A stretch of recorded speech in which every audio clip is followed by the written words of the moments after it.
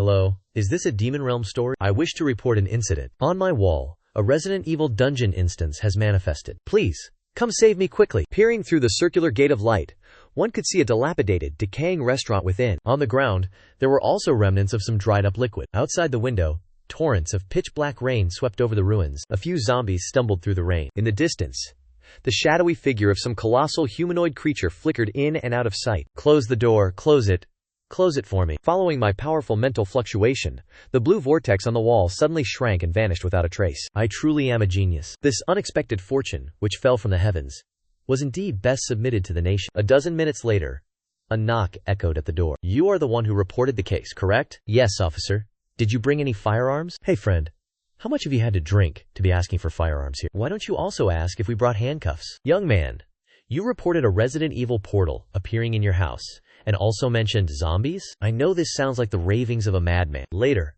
no matter what you see, please, 1,000 times over, do not move, do not touch, and do not approach, alright? When the two saw the desolate, ruined world behind the transmission portal, both couldn't help but gasp in cold air. This is a holographic projection? Has current 3D technology advanced to such a formidable degree? This is not a special effect, officers. Please wait a moment. With that, I quickly ran into the kitchen. 10 seconds later, I emerged carrying a live chicken. Watch closely. I threw the hen directly into the portal. As the terrified hen rushed to the restaurant's entrance, it let out an utterly horrific shriek. The feathers on its body rapidly turned charred black, withered, and began to mutate. The living room fell into absolute silence. Call Central Command. I am code 9527. Hi Bin City. At room 302, building 4, Happy Residence Complex, a special incident of unknown cause has occurred. It is not a criminal case, nor is it a fire. Here, a gate has opened. Leading to hell. We request special police reinforcement, chemical defense units, and an immediate lockdown of the entire residential complex. This is a biological and chemical threat. This is not a drill. Repeat, this is not a drill. The Happy Residence Complex was originally peaceful. Now, in the sky, fighter jets and helicopters patrol back and forth. On the ground, police cars and armored vehicles form 3 deep layers of encirclement, both inner and outer. In the temporary command room sat Lin Han, 24 years old, a local of Haining City, a freelance designer. His parents passed away early. He has no criminal record, nor any history of mental illness. Half an hour ago, he stated that a door to a parallel world had opened on his wall.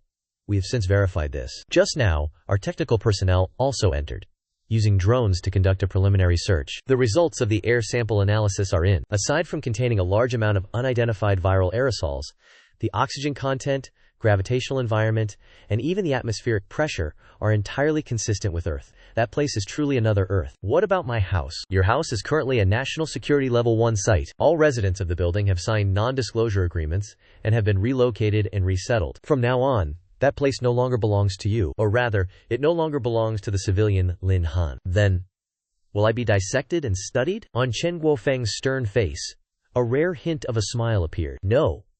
You are far more valuable than that. At this moment, General Zhao, a figure one usually only sees in military news, entered. Little comrade, tonight must have truly frightened you, hasn't it? Alright, I understand the situation. Can you control that door? For example, opening, closing, or moving it? Opening and closing? Yes. I control it with my will. Moving it? No. Furthermore, I can sense that the door's size seems to be connected to me, but I don't fully understand it yet. That it can be opened and closed is good. Little comrade, I now officially ask you a question on behalf of the nation. What is the significance of this door? As you must know, it is a danger. If the virus from the other side leaks here, our side will face an existential catastrophe. But it is also an opportunity. A completely new parallel world possessing unknown technology and resources. You hold the key to opening it. What do you intend to do? I remained silent. Though I had prepared an answer when reporting the incident, facing figures of national importance like these, the pressure still left me somewhat breathless. Chief, I am merely an ordinary citizen. I do not comprehend grand principles, but I know that what is on the other side is too much for me to swallow alone. Therefore, I will hand this door over to the nation. But I have one condition. Speak freely. I desire the nation's absolute protection. Not only to protect me from being devoured by the monsters on the other side, but also to protect me from being exploited by those with ulterior motives. I only trust the nation. Comrade Lin Han, your trust has been acknowledged by the nation. The Strategic Special Operations Department for Project Ignition is to be established immediately. Comrade Lin Han is specially recruited into service, granted the rank of civilian major. appointed as special advisor for Project Ignition, and will receive benefits at the regimental level. His direct relatives are to be placed on a Class 1 security protection list. I stood outside the isolation glass wall, observing 6 fully equipped soldiers ready before the circle of light. All units, attention. This is not a drill. Chen Guofeng's voice rang out through the comms channel. This is a trans-dimensional expedition. Our primary objective is to confirm the safety of the environment. Secondly, to collect samples. Remember, safety is paramount. If you encounter uncontrollable danger, immediately retreat. I took a deep breath and raised my right hand. Although it could be controlled by thought alone, I was still accustomed to making this gesture. Countdown, Chen Guofeng commanded. 3, 2, 1, open portal. My will stirred. The dark blue vortex rapidly expanded. Any weaponry was meticulously tracked by the negative pressure system. The environmental monitoring team reported. Report. Radiation on the opposite side of the gateway is slightly elevated, but still within a safe range. Oxygen concentration is consistent with Earth's. Aerosolized viral reactions were detected, but with extremely low activity here. There is no potential for airborne transmission, confirming no airborne infection risk. Lieutenant Colonel Lei Long, the Vanguard captain, stepped into the vortex, as if passing through a layer of rippling water. The next second, he stood in a dilapidated room. Vanguard 1, do you read? Respond. Check communications signal. Static. Vanguard 1 reports good signal strength. Ready for action and to receive headquarters, reports. I have successfully reached the target area. Visual confirmation indicates an indoor environment. The architectural structure is severely damaged, but there is no immediate risk of collapse. On the large screen at the command center, Lei Long's first-person perspective appeared. A thick layer of dust covered the ground, mold stains in the corners of the walls, and a pool of dark, dried blood. The remaining 5 members entered one by one, professionally deploying their formation. Captain, look at this! A member rummaged through the debris in the corner of the wall, wiping away a thick layer of dust to reveal a crushed iron road sign. It read, High Sand City No. 3 High School. Beneath the sign was a tattered school bag, from which several books had fallen. 5 years of Gaokao, 3 years of training. Silence fell over the command center. Chen Guofeng's voice was hoarse. Simplified Chinese characters. High Sand City Gaokao materials, coupled with a similar gravitational environment and atmospheric composition. I believe we no longer need to doubt. This is not some alien planet, nor is it any demon realm. This is Earth. I looked at the screen, my heart filled with mixed emotions. Though I had anticipated it, seeing the familiar traces of civilization with my own eyes still left me breathless. Wait, we have a situation! Lei Long's voice suddenly grew urgent. There's movement outside. The screen switched to Lei Long's primary view. He was holding a gun, aiming straight out the window. As he zoomed in, a dark shadow flashed into view. Bizarre. Like a humanoid predator. It suddenly extended its body, raising its head to look directly at the 3rd floor. It had a face without a nose, its mouth torn open to its ears. All personnel, prepare for combat. Lei Long's voice was eerily calm. Target locked. Permission to fire. Attention all units. Target detected. Analyze target characteristics. The tactical analyst spoke rapidly. Moves on 4 limbs, extremely fast movement speed, grayish-white skin, strong signs of putrefaction. Preliminary assessment. An entity infected with an unknown zombie virus. Looks like a hairless monkey, doesn't it? I couldn't help but mumble. That's no monkey. Chen Guofeng pointed to the data on the screen. Based on skeletal structure analysis, it was originally human. It has simply undergone severe mutation. Moreover, look at its fingernails. The image was magnified. The monster's claws were about 10 centimeters long, gleaming with a metallic sheen. The monster downstairs lost patience. Its hind leg muscles suddenly tensed. It's jumping! I exclaimed in alarm.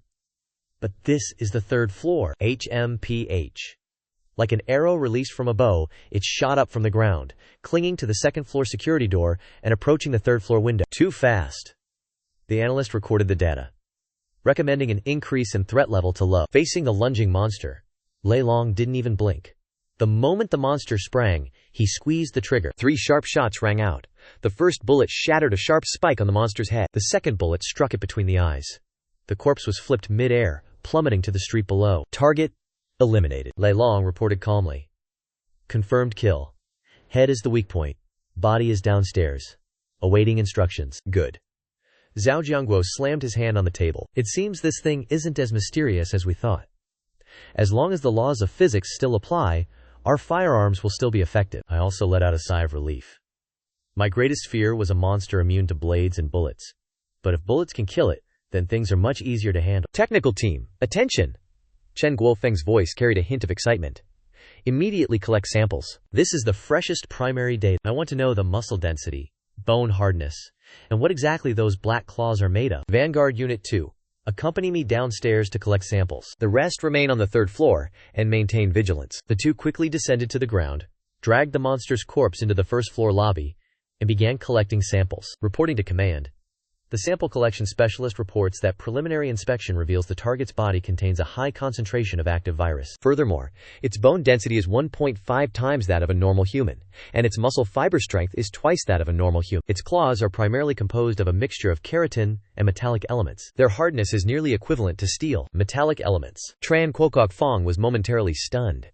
How could it assimilate metallic elements? Perhaps it ingested some metal-containing mutated organism, or the virus itself can absorb metallic elements from the environment. Intriguing. Tran Quorak Fong adjusted his glasses. If we can decipher this biological metallization mechanism, our bulletproof vest materials and tank armor could undergo a revolution. Impressive. To already be contemplating scientific research, I listened in astonishment. Is this the mindset of the national team? Team leader. New situation. Anomaly detected at 12 o'clock. Through the communication channel, the voice of reconnaissance soldier Lei Long rang out. Crouched by the window, he had seen the living dead at the end of the street, drawn by the earlier desperate cries, now converging towards this direction. At 12 o'clock, estimated numbers exceed 50 individuals. Lei Long reports they are approaching our position, requesting instructions. Zhao Jiangguo waved his hand. The exploratory contact was concluded. Currently, we need a solid foothold. He ordered the Chemical Defense Engineer Detachment to immediately enter the site, using the room with the twin portal gate to establish Outpost 0. Tell the soldiers not to economize on ammunition. In this world, truth lies within firing range. All teams, engage at will. Lei Long's voice resounded. The commander has spoken. Use bullets to send them on their way. Bursts of gunfire erupted as rifles protruded from the third-story windows, weaving a web of death. In less than a minute, the more than 50 living dead had all transformed into corpses. Targets cleared. Excellent. Zhao Jiangguo issued his second command. Engineer Detachment 1, enter the site, and immediately establish Guard Post 0. A group of soldiers in specialized combat gear stormed into the twin portal gate, their movements so swift they were dazzling. The hermetic partition was deployed, compressed air began to be charged, the air circulation system was connected, and power transmission lines were installed. I felt incredibly lucky, having completely underestimated the technical sophistication of these master builders. Within 5 minutes, the four walls of the dilapidated room were completely covered by a layer of silver-white alloy. The soldiers used spray guns to apply polymer adhesive into the gaps. This adhesive, upon contact with air, solidifies within 10 seconds, forming a molecular-grade seal. Tran Quagak Fong, standing beside me, explained that not only could virus aerosols not penetrate, but even nerve gas would be kept out. Subsequently, air purifiers and ventilation ducts were swiftly installed. The connectors utilized magnetic, quick-release couplings, which were emergency disengagement devices. Tran Quoc Fong explained, should an uncontrollable risk arise, or if you need to emergency seal the twin portal gate, these connectors can disengage with a single button press, and the door will automatically close within 0.1 seconds, leaving absolutely no room for delay. A shiver ran down my spine. Their planning was truly thorough. Reporting. The airtightness test of Outpost Zero's core area has passed. Internal pressure has been adjusted to standby pressure mode. Reporting. The power system has successfully connected to the grid. Voltage is stable. Reporting. The military-grade broadband communication base station has been installed. Signal strength is at maximum. In less than 20 minutes, a cutting-edge, sci-fi-esque forward operating base was fully constructed. Is it finished? I stared, my jaw agape. Basic construction is complete. Zhao Jiangguo turned to me. Comrade Lin Han, prepare yourself. We need you to make a trip over there. You are, after all, the master of the gate, his gaze resolute, and we need to test if this gate will maintain its stability with you on the other side. Moreover, there are some things perhaps only you can perceive. The one-sided slaughter that just occurred had instilled in me a profound sense of security. Very well, I'll go. 10 minutes later, I donned a specialized lightweight protective suit and stood before the gate of light. My bedroom had been transformed into a temporary command center. Let's go! Zhao Jiangguo personally accompanied me, flanked by 4 guards. I nodded and stepped through the gate of light. The sensation beneath my feet changed. The wooden floor had become anti-slip steel plating.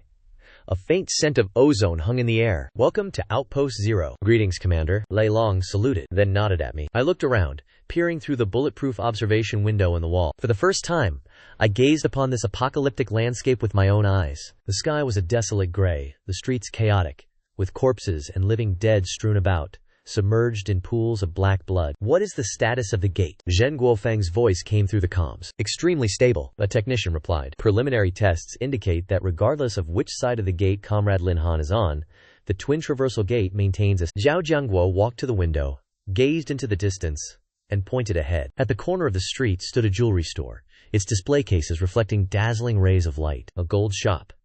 My eyes widened instantly. It seems fortune is on our side. Zhao Jiangguo smiled. We've barely arrived, and we've already found something truly valuable. At this point in time, gold is nothing more than scrap metal, I muttered to myself. He patted me on the shoulder. But on Earth, it has remained the most reliable form of hard currency for the past 100 years. With it, we can exchange for more steel, more microchips, and more food. Comrade Lin Han, are you ready to become a porter? Early the next morning, the 6 members of Outpost Zero's Team 1 assembled. Squad 1 was responsible for providing cover. Squad 2 consisted of 7 soldiers, while Squad 3 carried sacks and military shovels. Lei Long began the mission briefing. Target: the gold shop at the street corner 150 meters away. Threat level: low. I stood by the observation window, holding a cup of hot soybean milk. Zhao Jiangguo had already issued a strict order. Until the surrounding area had been completely cleared, I was not to take a single step outside the outpost. I fully supported the decision. Move out. One squad after another filed out in formation. The suppressed rifles fired with measured precision, each shot becoming the only sound that echoed through the morning. Through Lei Long's camera feed, it felt as though I were there in person. 5 minutes later, they arrived at the gold shop. Area secure. Lei Long led the team inside. There were no zombies. The tactical flashlight switched on, and the interior of the shop was instantly illuminated in a magnificent golden glow. Damn. Staring at the monitor, I could not help blurting out a curse. Golden statues, gold bracelets, and gold rings were scattered across the display cases and littered the floor like worthless trash. Lei Long picked up a gold bar, wiped it against his uniform, then held it before the camera. Advisor Lin, what do you think of this specimen? On Earth, at the current market price, this gold is worth more than 600 yuan per gram. A single bar like this is worth 60,000 yuan, I murmured to myself. Yet here, it isn't even as valuable as a packet of instant noodles. That is only natural. Chen Guofeng's voice came through the communication channel. Gold derives its value from society's collective agreement that it serves as a universal medium of exchange. Once social order collapses, that consensus disappears with it. In this world, the only true hard currency is the resources required for survival: water, food, and medicine. As for what it means to us, Chen Guofeng paused briefly. It remains the lifeblood of industry, a pillar of foreign exchange reserves, and the hard currency needed to acquire advanced technology and strategic resources. Stop standing around. Lei Long, collect the gold, and get to work. The next scene was astonishing. One soldier smashed the display case with the butt of his rifle, while another used a military shovel to scoop the gold, silver jewelry, and shattered glass into a military transport crate. There's a safe over here. Blow it open. Lei Long gave the order calmly. A muffled explosion echoed through the shop. The thick, reinforced door was blasted off its hinges, revealing dozens of 1-kilogram gold bars along with a pile of banknotes that were no more valuable than waste paper. Lei Long picked up one of the notes. 1 credit point. Printed on it were an image of a space elevator and a map of East Asia with no national borders. It bore the words, United East Asia Central Bank, a space elevator, a unified regional government. My heart surged with turbulent emotions. This was a civilization with technology of extraordinary advancement, one that may even have entered the interstellar age. Yet it had still been destroyed. The soldiers stacked the gold bars neatly into the transport crates like bricks, while Lei Long ordered that the worthless banknotes and every electronic device containing chips be taken as well. Report, Captain. Inventory complete. Half an hour later, a soldier reported. Preliminary estimate. Approximately 52 kilograms of gold, an additional 15 kilograms of platinum, 52 kilograms of gemstones including diamonds and jadeite, plus more than 30 million yuan in cash. And this was only a small gold shop. I nearly stopped breathing. This was no wasteland. It was clearly a land overflowing with treasure. The soldiers carried the sacks and crates filled with gold back as effortlessly as though they were hauling bags of potatoes. 20 minutes later, I finally had the chance to hold that heavy gold bar in my hands. It felt utterly unreal. Zhao Jiangguo looked at the spoils of war and smiled with satisfaction. With this initial capital, we can be far more flexible with our future procurement plans. He looked at me. Comrade Lin Han, you've made another significant contribution. That's yet another achievement to your credit. Chief, this is nothing. I set the gold bar down. Compared to this, I'm more interested in the footage Captain Lei Long just transmitted. I gazed out the window, toward the distant city center. If we can find the bank vaults there, or the servers of those technology companies. My eyes sharpened with determination. Those would be the true treasures. Zhao Jiangguo nodded approvingly. There's no need to rush. Everything must be done one step at a time. Zhao Jiangguo turned toward Lei Long. What's the latest reconnaissance report from the drones? Report. A technician switched the display screen. The Hummingbird drone has just detected an unusual heat signature in the abandoned building district, approximately 2 kilometers away. On the screen, a brilliant red point stood out with striking clarity. A heat signature? I leaned closer to the display. It's not just a heat signature. The technician enlarged the image. Spectral analysis indicates a highly regular pattern of sunlight reflecting off a mirror. It resembles a coded signal, Morse code. Zhao Jiangguo narrowed his eyes. Translate it. The technician replied. 3 short, 3 long, 3 short. It's repeating. The command center instantly fell silent. A survivor? Chen Guofeng adjusted his glasses, his tone certain. Zhao Jiangguo remained silent for a moment before decisively giving the order. Establish contact. We need a local guide. The contact operation has been prepared. Standing before the tactical map, Chen Guofeng said. The target is located in the abandoned building district, approximately 2.1 kilometers from Outpost 0. Based on the heat signature analysis, there appears to be only a single survivor. Alone? I was slightly taken aback. In a hellish place like that, how could anyone survive on their own? That is precisely what we intend to find out, Zhao Jiangguo replied in a deep voice. Anyone capable of surviving alone in the apocalypse is no ordinary individual. We need that person's survival experience, and even more importantly, we need their understanding of this world. Operation Codename, Asking the Way. Executing Unit. Reconnaissance Squad 1 of the Special Operations Brigade. Equipped with Hamming drones. Understood. Lei Long stood at attention and saluted. I guarantee the mission will be accomplished. Once again, I could only watch the operation as a spectator. What if the other party is hostile? I could not help asking. Courtesy before force, Zhao Jiangguo replied calmly. We come with goodwill. But if our goodwill is rejected, we also possess more than enough firepower to persuade them to calm down. That afternoon, 2 Hamming drones took off as the vanguard. Lei Long led 4 reconnaissance soldiers close behind, advancing swiftly and silently under the shadows of the buildings. Stay concealed, Lei Long's voice came through the comms. We've detected traces of a messenger approximately 300 meters ahead. On the screen, I saw a monster crouching atop a bus. 10 minutes later, we reached the abandoned building district. The target is on the top floor of building. In the drone footage, a gaunt woman was holding a broken makeup mirror, angling it towards the sun to adjust its position. She was clad in soiled work protective gear. Beside her feet lay a simple purifier, and next to it, a chipped bowl held only a thin layer of murky water. She had clearly reached her breaking point. She was using the mirror to signal. This traditional method of distress signaling indicated that communication devices had long been rendered useless. This proved she had not yet given up hope. Chen Guofeng calmly analyzed. A will to survive is commendable. With such a will, there is a basis for negotiation. How pitiful, I mumbled, looking at the murky water in the bowl. This abject struggle for survival filled me with profound sorrow. Captain, do we engage? The observer asked. Zhao Jiangguo nodded. Proceed with Plan A. Drop the supplies and establish initial trust. The drone slowly descended. The woman on the rooftop immediately grew wary. She seized a sharpened steel rod, crouching behind a concrete pillar, and stared intently at the drone. Do not be afraid. A gentle electronic voice emanated from the drone's speaker. We mean no harm. The woman remained silent, only tightening her grip on the steel rod. The drone released a transparent, sealed bag, which landed precisely before her. Inside were a compressed ration bar, a blister pack of amoxicillin, and a 550 milliliters bottle of mineral water. In that bleak world, that bottle of water shone like a precious gem. I clearly saw her throat bob as she swallowed. It was an instinctive craving that crushed all reason. This is merely a welcoming gift. The voice from the drone resonated once more. If you are willing to cooperate, we require some intelligence. We can provide more food and water like this. The woman stared at the bottle of water, her gaze reflecting an intense internal struggle. Finally, she cautiously snatched the package. She fiercely tore open the packaging, twisted open the bottle cap, and tilted her head back to take only a small sip. Closing her eyes, she savored the water, as 2 streams of hot tears coursed down her dirt-streaked face. Contact successful, Lei Long's voice echoed through the channel.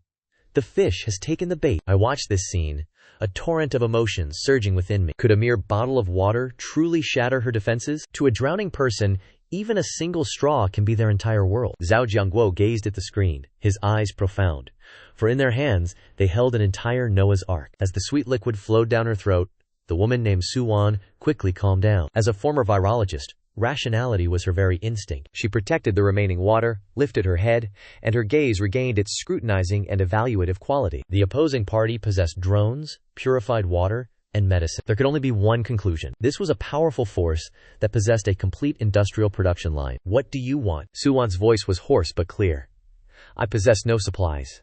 I only have this life and the knowledge within my mind. We desire intelligence. The voice from the drone remained gentle. Regarding this city, regarding the zombies, regarding the distribution of existing forces, the more detailed, the better. Su-won took a deep breath and produced a folded map, upon which were marked many lines of different colors. This is the information I have collected over the past 3 months. She unfolded the map before the camera. The red areas are heavily infected zones. Under no circumstances should you go there. There are violent individuals there, and even slime spitters have appeared. The blue areas are safe houses and supply points, but most have already been looted. The black X marks are areas controlled by the Black Steel Group. They occupy the industrial district in the northern part of the city, possessing heavy weaponry and being extremely xenophobic. They enslave survivors and even conduct experiments on them. This girl is truly a talent in intelligence. Chen Guofeng immediately ordered a technician to take screenshots. Quickly integrate this information into the strategic map. Is there anything else? I asked through the microphone.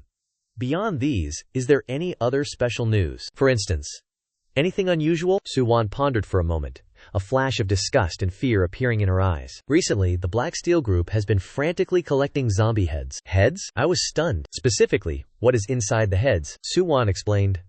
I once saw their hunting team from afar. After killing mutated zombies, they would dissect the back of the zombies' necks and extract something resembling a crystal. The word, crystal, struck us like a bolt of lightning. I instinctively looked towards Zhao Jiangguo and Chen Guofeng. Tran Kwokfong suddenly rushed to the microphone, asking with extreme rapidity, "What color is that crystal? And how large? Does it emit light?" Su Yuan replied, "Most are grayish-white, only the size of a fingernail. But I once saw them sacrifice an entire squad without hesitation to contend for a red crystal." Metal core. Tran Kwokfong took a deep breath, his voice trembling with emotion. "Leader, if I am not mistaken, this could be an entirely new type of high-energy substance. Ask her if she knows the specific use of that item." Zhao Jiangguo said gravely, "I know a little." Su Yuan said, "I heard the Black Steel members call it the Blood God. They believe this substance can help humans gain power, but the side effects are extremely severe. Direct use will lead to death or mutation." To obtain power? My heart pounded wildly. The dual crossing gate wants to upgrade. It definitely requires some kind of special energy. Could it be this very substance? Comrade Lin Han, Zhao Jiangguo suddenly spoke up. "It seems we need to have a deeper interaction with this survivor." He looked at the woman on the screen, a trace of admiration flashing in his eyes. "Bring her back here," Zhao Jiangguo ordered. "We need her. Your intelligence is very valuable." The voice from the drone resonated again in response. "We can provide you with shelter. If you are willing, we can take you to a safe place, where there is clean water, hot food, no zombies, and no Black Steel Corporation." Su Yuan was stunned. Is there truly such a place in this hell? As she lowered her head to look at the bottle of mineral water in her hand, the words of refusal could no longer be uttered. Su Yuan bit her lip, her voice trembling. I agree." "Excellent." The drone slowly ascended. "Stay still. Do not move. Our support personnel are downstairs.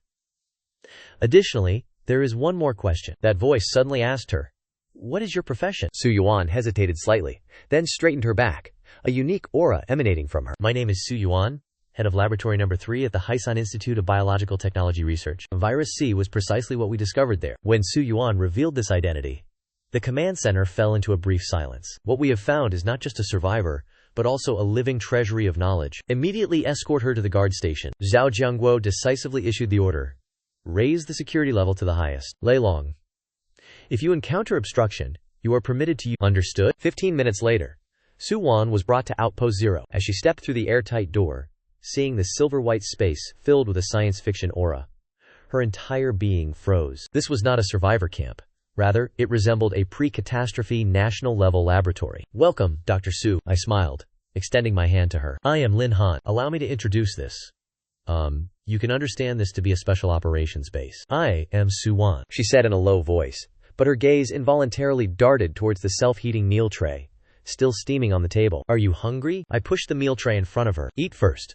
We can talk after you've eaten your fill." Su Wan almost lunged for it, shoveling large mouthfuls of rice into her mouth. The hot rice burned her, causing tears to stream down her face, yet she swallowed it down, mixing it with her tears. Witnessing this scene, a pang of sorrow stirred within me. 10 minutes later, the meal tray was spotless, and she expressed her thanks. Her eyes had become clear, even carrying a hint of sharpness. "Now, we can discuss the transaction." "No rush." Chen Guofeng stepped forward, holding a sealed bag containing a gray-white crystalline mass, precisely the one Lei Long had just excavated from the head of an aggressor. "Dr. Su, is this the core crystal you just mentioned?" Su Wan looked over, her pupils contracting slightly. Indeed, this is the lowest grade core crystal, commonly found within the bodies of first-level mutated entities. What exactly is it? Chen Guofeng stared intently at her. We call it a high-energy bioaggregate. Suwan transitioned into professional mode. The C-virus reconstructs an organism's energy metabolism system, concentrating energy in the brain to form this type of crystal. To put it simply, it is the battery of the mutated entity. Battery? A thought stirred within me. That is correct, Suwan continued. The people of the Black Steel Group discovered that directly consuming this type of core crystal has an extremely small chance of strengthening oneself, but a mortality rate as high as 99%. My attention was entirely drawn to this word. I instinctively reached out, touching that energy core through the sealed bag. The moment my fingertip made contact, a hum resounded. A sudden, clear voice echoed within my mind. Following this, a semi-transparent information window gradually appeared upon my retina. Detected absorbable energy. Tier 1 biological energy, core energy, purity 12%, containing a large amount of impurities, convertible to 12 energy points. Absorb. Current dual-dimensional gate level, LV1. Upgrade progress, 0/100. Upgrade effect. Expand spatial gate to 5x5. Unlock stable material transmission pathway, allowing heavy vehicles to pass through. I was stunned. Then a wave of frenzied joy surged through me. Indeed, this was the key to upgrading. The true meaning of submitting to the nation lay here. Borrowing the nation's power to hunt mutated creatures, to obtain energy cores to upgrade the dual-dimensional gate. A perfect, closed loop. Comrade Lin Han, what's wrong? Chen Guofeng noticed my abnormality. I regained my composure, suppressing my excitement, realizing this was not the place to speak. Commander, I have an important situation to report. I gestured to Zhao Jiangguo, pointing towards the adjacent encrypted communication room, regarding the function of this energy core. The airtight door closed. He said, "Proceed." Zhao Jiangguo looked at me. "Commander, I now know what this thing is for." I took a deep breath. "It can power the gate." Power it? Precisely. I pointed towards the gate of light. In the moment of contact just now, I received feedback. This can provide the necessary energy to upgrade the dual-dimensional gate. As long as there's a sufficient quantity, I can expand the gate, even allowing tanks to pass through. These words caused the entire command center to immediately erupt in commotion. How much is needed? Zhao Jiangguo asked directly. If it's this type of low-grade energy core, approximately 100 pieces are needed, I estimate. Zhao Jiangguo looked up at the tactical map, his gaze falling upon a red-marked concentration of zombies, his eyes becoming exceptionally sharp. Where is Thunder Dragon? Notify the entire Special Forces Brigade to assemble. Zhao Jiangguo pointed at the red spot on the map, his tone resolute. Completely cordon off this area for me. If those monsters, heads, contain the energy source we need, then they are no longer a threat, but rather mobile mineral deposits. From now on, we will begin mining. After ordering the mining operation to commence, Zhao Jiangguo's gaze once again fell upon the real-time image display of Su Wan. Given that Dr. Su's identity has been confirmed, I propose immediately transferring her to a P4 level laboratory. Chen Guofeng said. Absolutely not. Zhao Jiangguo resolutely refused. Before completely ruling out the virus incubation period and the risk of mutation, she must absolutely not be allowed to step through that door. Behind us are 1.4 billion compatriots. We cannot bear this risk. He turned and issued an order, instructing the engineer corps to accelerate their progress and swiftly complete the sealing off of the entire building of Outpost 0. In apartment 301, right next to the room with the light gate, set up a completely hermetic medical isolation chamber. If she temporarily cannot come over here, then we shall bring our civilization to her. After a full day of comprehensive clearing by the Special Forces Brigade, Building 4 and its surrounding area had been thoroughly sanitized. The engineers were using thick steel plates to seal off every window. My voice transmitted through the loudspeaker. Dr. Su, you must have realized it by now. We come from a different world. For epidemic prevention safety reasons, we temporarily cannot invite you to step through the door. However, in the medical chamber of apartment 301 right next door, you will be absolutely safe. Su Wan smiled bitterly. She understood that she herself was a potential source of infection. I understand. She took a deep breath. Just give me a sip of clean water. Anywhere will do. When she entered Medical Bay 0, renovated from apartment 301, she was still overwhelmed by the level of professionalism here. Silver-white negative pressure isolation tents, brand new medical equipment with blinking indicator lights, ECG monitors, blood gas analyzers, multi-slice CT scanners. She ran her fingers across the machines, casings. Although they appeared somewhat bulky, they were all brand new and perfectly maintained. 2 female military medics guided her to the bathroom. A stream of warm, pure water cascaded down. Su Wan stood motionless under the shower, as if wanting to wash away all traces left by 12 years of apocalypse. After cleansing and changing into a brand new patient gown, Su Wan lay on the soft medical bed. At this moment, the communication window of the isolation chamber opened. I, wearing a light protective suit, stood outside the window, carrying a food tray. Dr. Su, General Zhao specifically instructed that since your stomach has not encountered oil and grease for too long, your first meal must not be too heavy. This is a specially formulated, nutritious meal. I smiled through the glass partition. I personally brought it to you as a greeting from a fellow compatriot. The food bag was opened to reveal a bowl of millet porridge, a plate of green vegetables, 2 boiled eggs, and a small bowl of glistening red. Tu Uyen stared intently at the bowl of meat. After traversing 12 long years, the most unfamiliar yet fragrant scent of meat struck her deeply. Is this for me? Tu Uyen's voice trembled violently. Eat.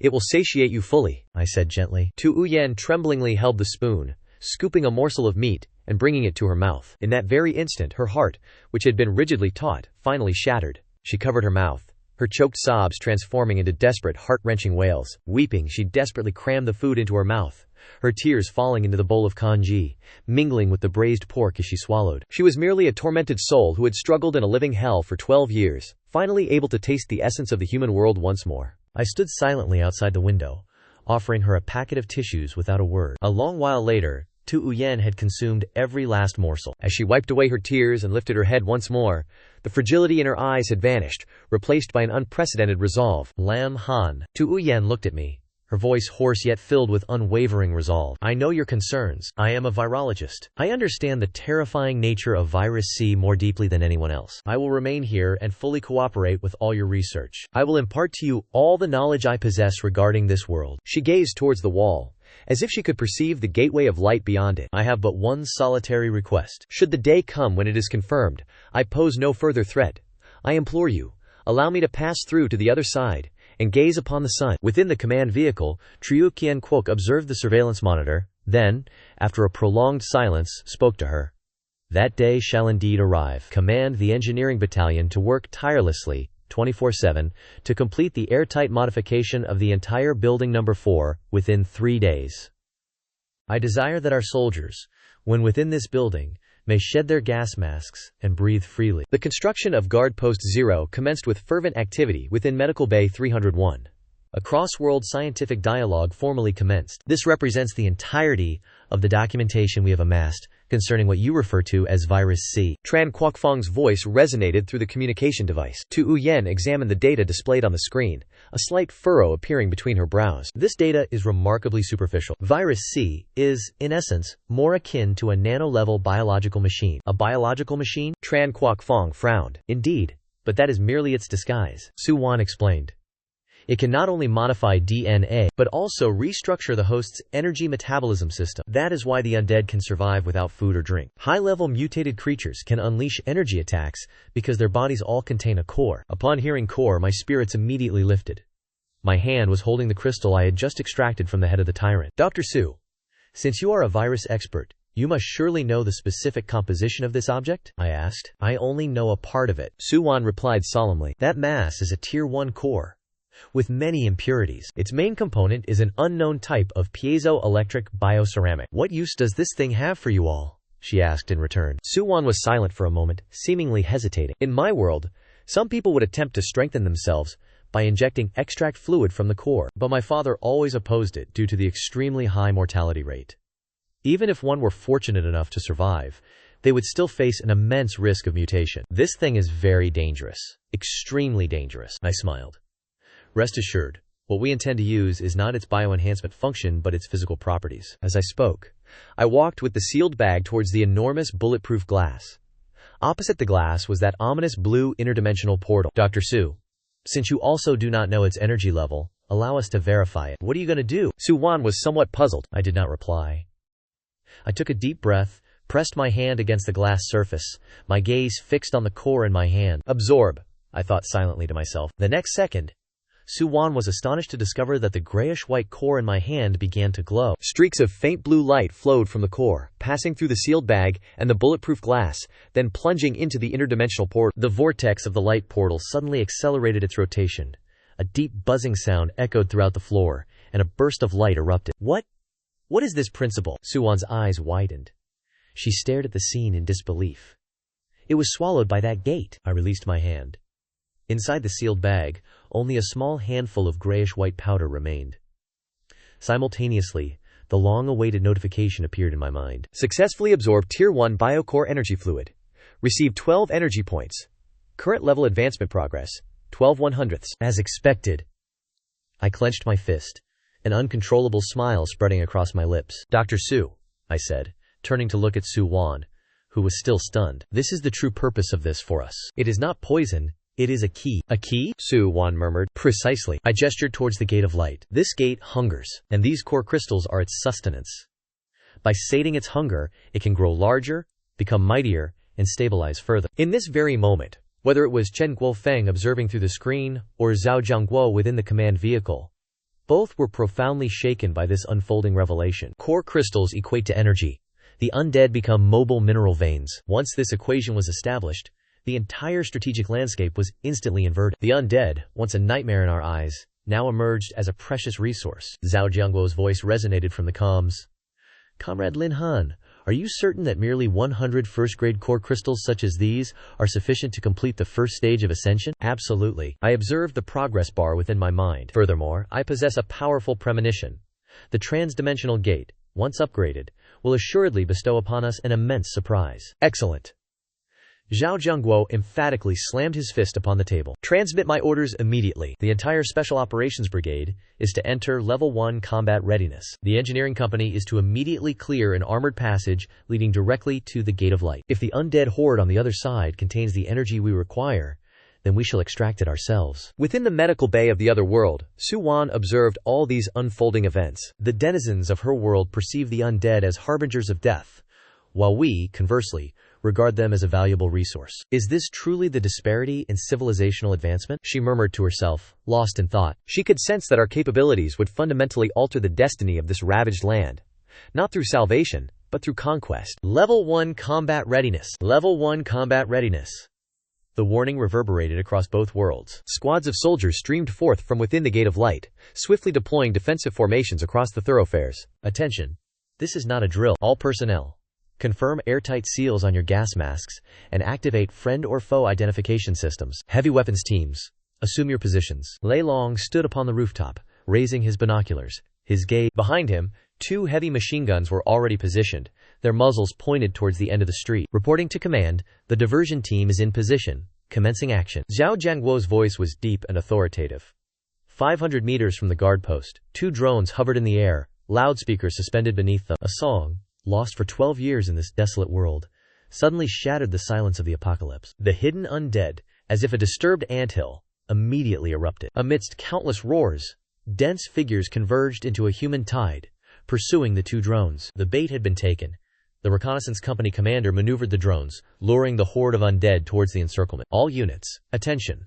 Targets entering firing range. Distance, 500 meters, 300 meters, 100 meters. Lei Long watched the surging horde of undead below.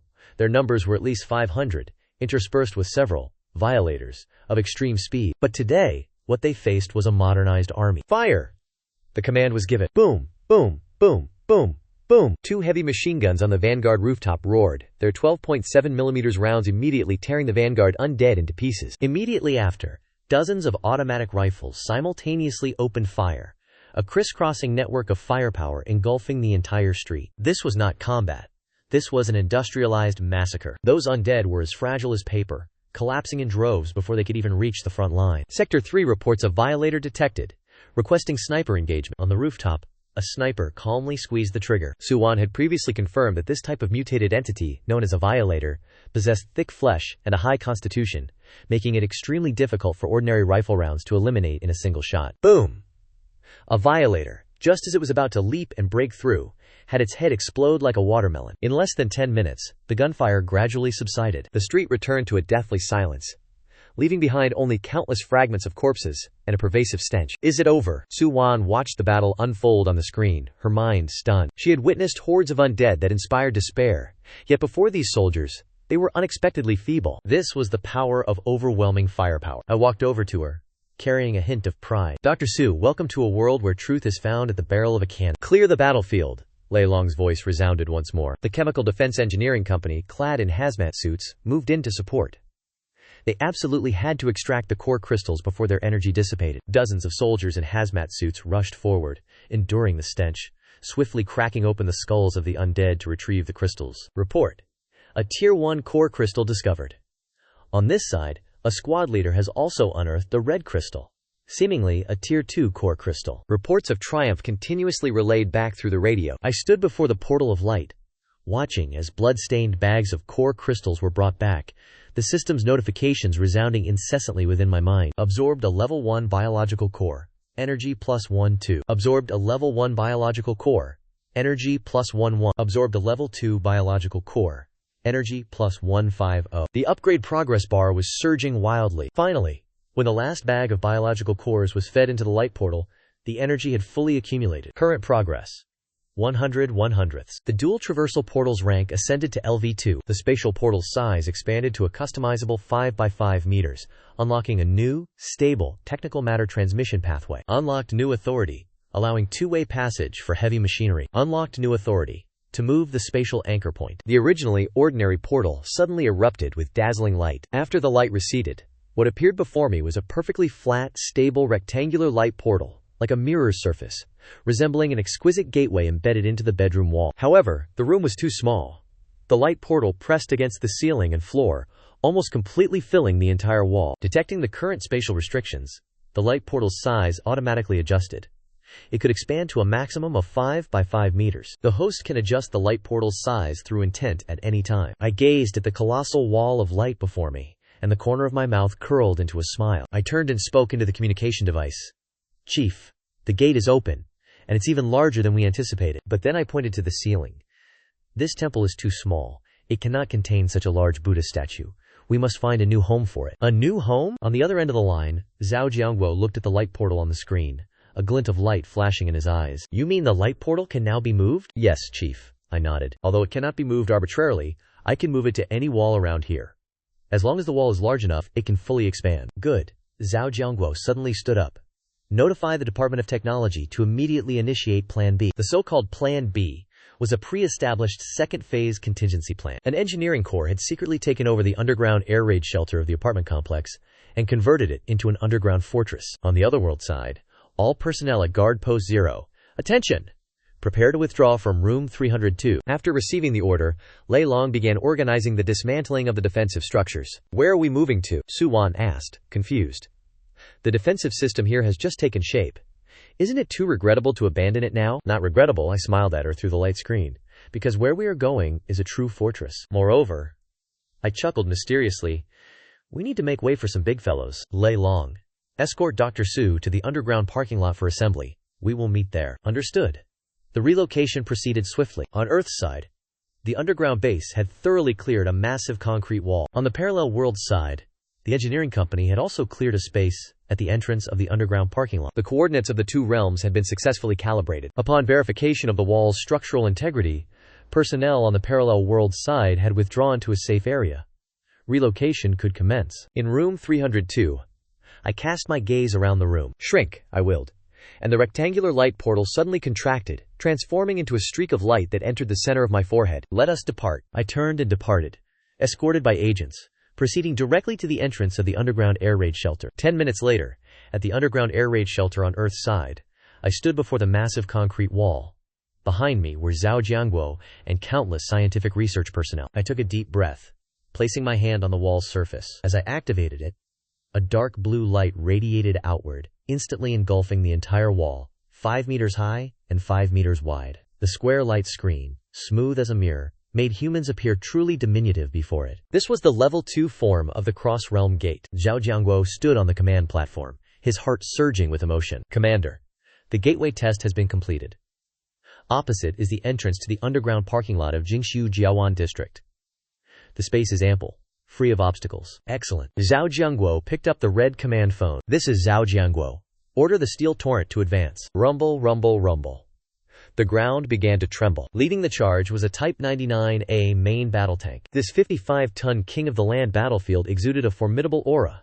Its 125mm smoothbore cannon, long and imposing, emanated a suffocating pressure. Following it were the second, then the third, an entire company of tanks, followed by infantry fighting vehicles, self-propelled artillery, and heavy military trucks laden with supplies. This was the might of the nation, a true display of profound strength. Destination: Parallel World Base 0.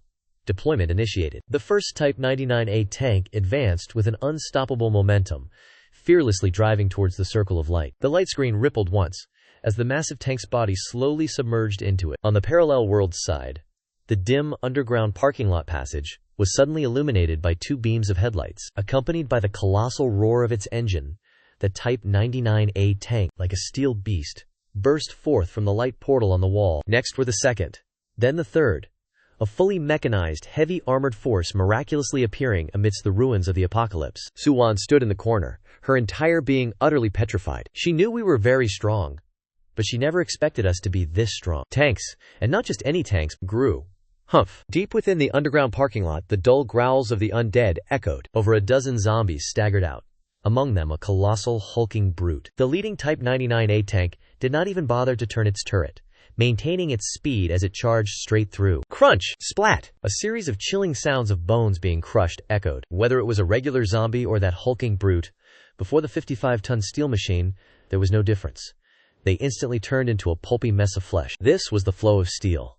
This was utter annihilation. I stood atop an armored vehicle, speaking to Suwon, who had yet to recover her wits. Dr. Su, perhaps we should reacquaint ourselves. This is Base Zero, the parallel world development version. I pointed at the armored convoy pouring out from behind us, a slight smirk playing on my lips, and this was only the beginning. The sound of the engines had attracted zombies within a 2-kilometer radius. They roared, like a frantic wave of dark gray surging towards the entrance of the underground parking lot. Report.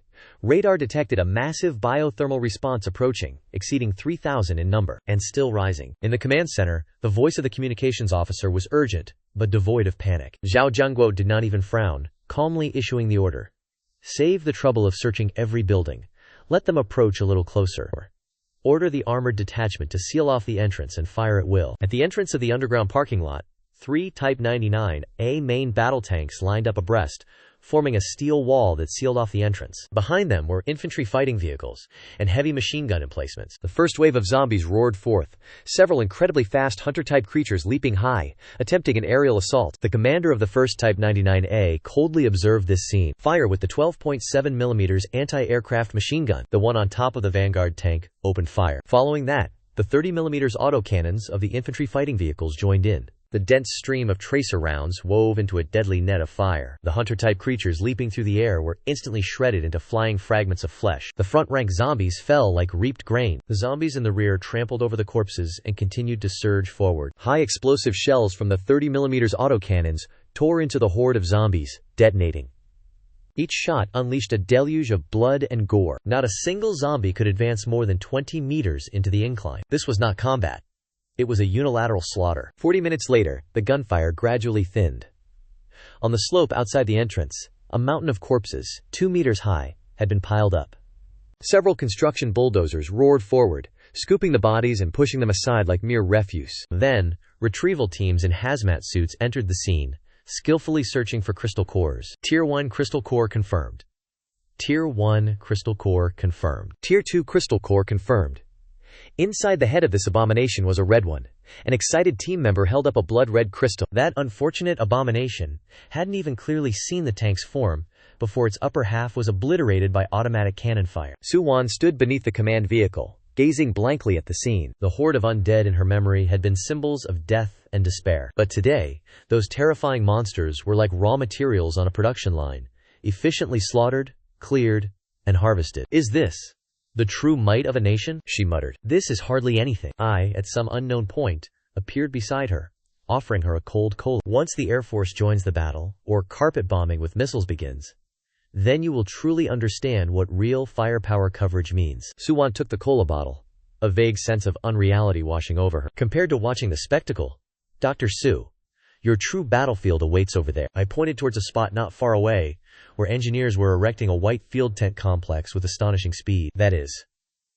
Suwon followed the direction of my pointing finger, her eyes immediately lighting up. AP, 3-level mobile biological laboratory. I smiled and said, we have directly mobilized an entire field hospital and the highest grade mobile laboratory. Centrifuges, electron microscopes, gene sequencers, blood analyzers, the most advanced equipment you can imagine.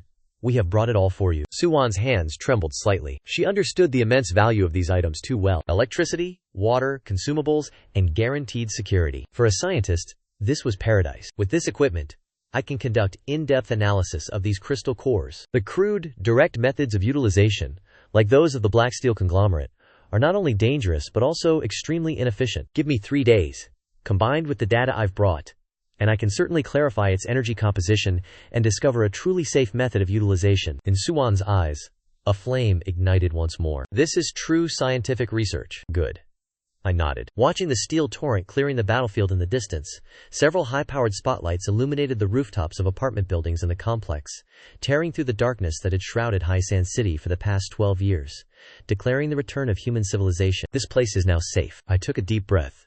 From this day forward, with this building as the center, a 2-kilometer radius will be our absolute territory. As night fell, powerful spotlights tore through the darkness of Haisan City. Base Zero has officially taken root in this apocalyptic world, at Haisan City's No. 3 water purification plant. This place was both a den of extravagance and the largest demonic lair in the desolate wasteland. Upon the towering walls, lined with electric fences, watchtowers were equipped with heavy machine guns and searchlights. Outside the walls lay the slums, where thousands of survivors, crowded like livestock, toiled for the wealthy residents within the inner city, only to receive a bowl of murky water and half a piece of moldy dry ration in return. Separated by merely a wall, the inner city was a different world entirely. In a luxurious office, Lia Sen was delicately slicing canned meat on his plate. As the intelligence director of the Black Steel Corporation, he enjoyed the most lavish treatment in this apocalyptic world. This canned meat doesn't taste as good as the last batch. Lia Sen frowned.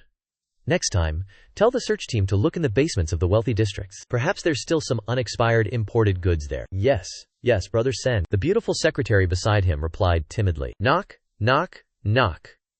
A flurry of urgent knocks echoed at the door, and Lin Sen's gaze immediately turned cold. Did I not make it clear that I am not to be disturbed during my meal? Brother Sen, something big has happened. A trusted subordinate burst in, his expression filled with panic. What is it? Li Sen glanced at him with dissatisfaction. Are the Wild Wolf Gang harassing the water transport vehicles again? Or have those fanatics from the Salvation Squad caused more trouble? It's not a mass sacrifice. The subordinate swallowed hard, pointing outside the window. Brother, you should see it for yourself. Li Sen let out a cold snort, walked to the window, and pulled back the curtains. The next second, the wineglass in his hand slipped, shattering upon the floor. His pupils suddenly constricted. His eyes were fixed on the scene outside the window. In the southeast, about 5 kilometers from the water purification plant, a dazzling white pillar of light shot straight into the sky, exceptionally conspicuous, and utterly audacious amidst this dense black wreckage. That was the Jingshu Garden District, near Haisan City's No. 1 high school. Lia Sen squinted. Isn't that the most heavily infected zombie zone? Who would dare to turn on lights there? The subordinate's voice trembled as he reported that half an hour ago, loud explosions and gunfire had suddenly erupted from that direction. The continuous, massive commotion was so great, it was as if an army was invading the city. A distinct, dull boom resonated, making the bulletproof glass vibrate with a buzzing sound. Li Sen's expression changed completely. As a former soldier, he was all too familiar with this sound. Those were 30mm caliber high-explosive rounds. He muttered in disbelief. This rate of fire, this rhythm, it's the autocannon of a Type 04A infantry fighting vehicle. And furthermore, that's the sound of a 12.7mm anti-aircraft machine gun. In this apocalyptic world, where even a rifle bullet has become currency, who could possess such heavy firepower, typically reserved for large military units? Could it be the remnants of the federal government? Impossible. Li Sen immediately dismissed the thought. The Haisan military zone was submerged by hordes of zombies 8 years ago. I personally went to confirm it. Sen, could it be that the Wild Wolf Gang unearthed some pre-war armory? Li Sen sneered. That brute? Thunder Tiger? Give him a cannon, and he'd only know how to use it like a hammer. Furthermore, even if he possessed cannons, where would he acquire such an immense quantity of artillery shells? He pointed towards the column of light amidst the incessant gunfire and shelling, his fingers trembling slightly. Listen to that commotion. They've been firing for almost an hour, haven't they? That is a veritable storm of fire. The amount of ammunition expended every second is enough for us to purchase 100 slaves. Even in our prime, we would not dare squander resources in such a manner. Beyond the fear, a deep-seated greed emerged. In Li Sen's eyes, the glint of a hungry wolf flashed. No matter who was there, it signified an enormous treasure trove. It could be an armory, an energy facility, or even a large quantity of core crystals. Relay my orders. Li Sen stopped, restoring his usual gloomy demeanor, but the fervor deep within his eyes could not be concealed. Have the Night Owl Squad deploy. The subordinate shivered. Brother Sen, are you deploying the Night Owls? That is our most elite squad. If the opponent possesses that kind of firepower, sending ordinary people is tantamount to sacrificing their lives. Have Night Owl lead the team. Tell him to bring the best equipment, the M11 suppressor, and those precious Gauss rifles." He paused briefly, taking a syringe containing a glowing pale blue liquid from a drawer and tossing it to the subordinate. "Tell Night Owl, if he encounters formidable foes, he is permitted to use drug number 2. The subordinate hastily caught the syringe, his hands trembling. "That is a berserk-inducing drug, capable of greatly enhancing the user's power for a short period, but its side effects are extremely brutal. There is only one mission: to ascertain the enemy's strength." Lin Han walked to the window, looking at the column of light, and making a throat-slitting gesture. "If it is a mighty dragon merely passing by, we will feign humility and negotiate cooperation. But if it's a fat sheep that merely stumbled upon a fortune," the corners of his mouth curled into a cruel smile, "then we will devour it, skin and bone. Every bullet, every core crystal there, must belong to the Steel Lamp Syndicate." At the same time, approximately 2 kilometers from Jingxiu Garden, at the lair of the Wild Wolf Gang, the place resembled a wild scrap metal fortress. On its perimeter wall, constructed from stacked scrap cars, hung the skulls of various mutated beasts. At this moment, the entire encampment was silent. Everyone had gathered on the ramparts, staring in dumbfounded silence at the distant lights of the conflagration. A large, muscular Lei Hu stood at the highest point, holding a small, chipped monocular, staring intently in that direction. "Boss, should we go over there and see what's happening?" A subordinate approached, with a flicker of greed in his eyes. Hearing such a commotion, it must be a big prize. Those people have been fighting for so long. They must be utterly exhausted by now. Should we take advantage of the moment they've finished clearing out the zombies to loot? Who knows, we might even get some good guns. Lei Hu casually slapped the subordinate directly across the face, making him see stars. "Looting? It seems you're just eager to collect your own remains." He lowered the monocular, wiping cold sweat from his brow. "Damn it! Are you deaf? That's a tank. A real tracked tank. And that, bang bang, sound, is the automatic cannon of an infantry fighting vehicle." Lei Hu grabbed the subordinate by the collar and roared, "I, your elder, have roamed the underworld for years. What kind of sights haven't I seen? That kind of rapid-fire weapon, just one magazine, is enough to level this dilapidated camp of ours. Are you planning to carry those rusty nail guns to go looting? If they fire one shell over here, not even your dregs will remain." He released his grip, forcing himself to calm down. As a formidable local tyrant, he was able to survive until now, relying on an intuition even sharper than mutated beasts. When that column of light flared up, he felt an unprecedented fear. It was the feeling of powerlessness when facing power from a higher dimension. "Pass down the order. Everyone is to stay quietly in their dens. Extinguish all fires. Anyone who dares to venture towards that direction, before the other side even makes a move, I, your elder, will skin them alive first. Furthermore, pull back all outer guard posts by 200 meters. Don't let those immortal beings over there misunderstand that we want to cause trouble." The subordinates saw their usually arrogant boss now so terrified to this extent, and each of them was scared, speechless. Lei Hu looked at the column of light piercing straight into the sky in the distance, his eyes filled with awe and apprehension. "The heavens have shifted," he mumbled to himself. "This high sand city will likely have a new owner. From now on, in this land, the loudest voice will no longer belong to Black Steel, nor to us, but to those brutal people over there." The night was pitch black, the wind howled in gusts, mingled with the roars of mutated beasts in the distance. A dark figure leaped down from the overpass like a ghost, followed by a second, then a third. A total of 5 individuals. They wore black beast-hide combat gear, gas masks, and red night vision goggles that flickered with an eerie light in the darkness. This was the sharpest fangs of the Black Steel conglomerate, the Night Owl Squad. The Night Owl captain knelt on one knee, signaling a halt, glancing at his tactical watch, which read 2 a.m. Ahead lay Jinshu Manor. The Night Owl captain lowered his voice and spoke into his throat mic. "The target area has a strong light source. Maintain stealth." "Captain, the shelling from earlier has stopped." Mad Dog's voice, the assault rifleman, echoed in his earpiece. "It seems those fat sheep have finished their battle. They must be exhausted and asleep in their homes by now." "Do not be careless," Night Owl reminded them coldly. "Those who can create such a large commotion are definitely not ordinary survivors. The boss has already stated that this mission is primarily for reconnaissance, to investigate the opponent's true strength. However, if their defenses are lax," he touched the highly poisoned dagger at his waist, a cold glint flashing in his eyes, "then we will capture one for interrogation." Night Owl was very confident. As a Tier 1 speed-type evolved human, his neural reflex speed was 3 times that of ordinary people. According to him, no matter what heavy firepower the opponent possessed, in close-quarters combat like this at night, it remained the domain of evolved humans like them. Tanks and cannons amidst the rubble were merely mobile targets. 5 dark figures immediately dispersed, utilizing cover to approach the column of light. However, he was completely unaware that at an altitude of 500 meters above their heads, an unseen pair of eyes was staring intently at them. Their movements are rather professional, aren't they? Inside the Zero-Base Command Center, I was holding a cup of instant noodles, slurping them down while gazing at the large, high-definition screen in front of me. On the screen was a clear white and gray infrared thermal image, showing 5 distinct human figures carrying out an infiltration. Next to the image, real-time data was even displayed. Target A, Captain. Heart rate 85, body temperature 37 degrees Celsius. Carrying a sharp, high-hardness alloy weapon, suspected of carrying a dispersal poison gas at the waist. Target B, Assault. Heart rate 92. Carrying a short-barreled firearm on his back. Unusual muscle density, suspected of being a strength-type evolved human. So these are the so-called night owls? Lei Long disdainfully pursed his lips. This level of infiltration wouldn't even pass the first round of preliminary selection in our Special Forces squadron. Look at the guy walking on the left, with his rear sticking out so high. Is he afraid a sniper won't hit him? For survivors in the apocalypse, this is already not bad. Zhao Jianguo held his teacup, speaking in a calm tone.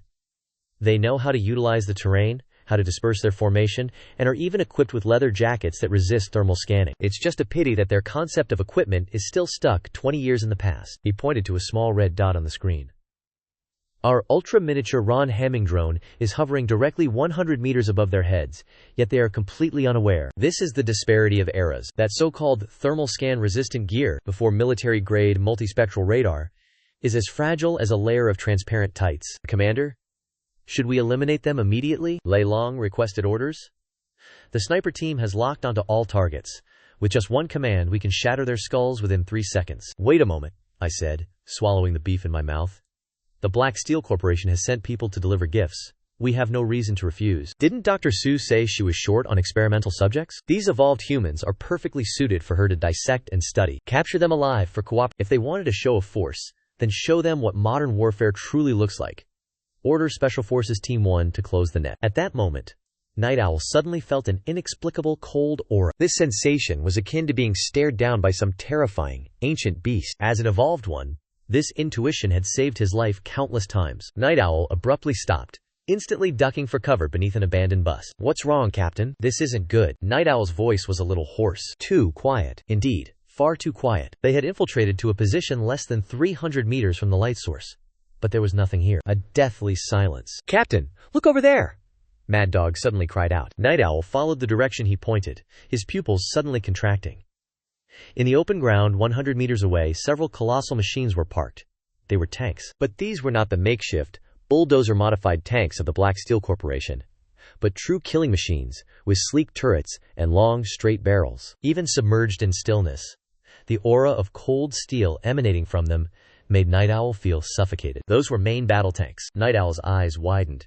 These were absolutely not the crudely assembled tanks of the Black Steel Corporation. These were genuine war machines. This is bad. The turret is moving. Night Owl realized with horror that the tank's turret was silently turning towards them. The ominous gun barrel immediately locked onto them. Simultaneously, an overwhelming sense of extreme danger washed over them. It was too quiet. This proved that the enemy had discovered them long ago. Retreat! Retreat immediately! Night Owl almost roared. This is a trap! Run! He turned and fled, his previous confidence vanishing without a trace. However, it was too late. The instant they turned their backs, a dull gunshot echoed, and Night Owl felt a sudden lightness in his right hand. An excruciating, bone-piercing pain surged through him. His tactical dagger, along with half of his hand, had been shattered by a large-caliber sniper rifle round. Sniper, at 2 o'clock. 2 more gunshots rang out, and the weapons in the hands of 2 other team members fell with the sound. If you're so skilled, come out and fight me!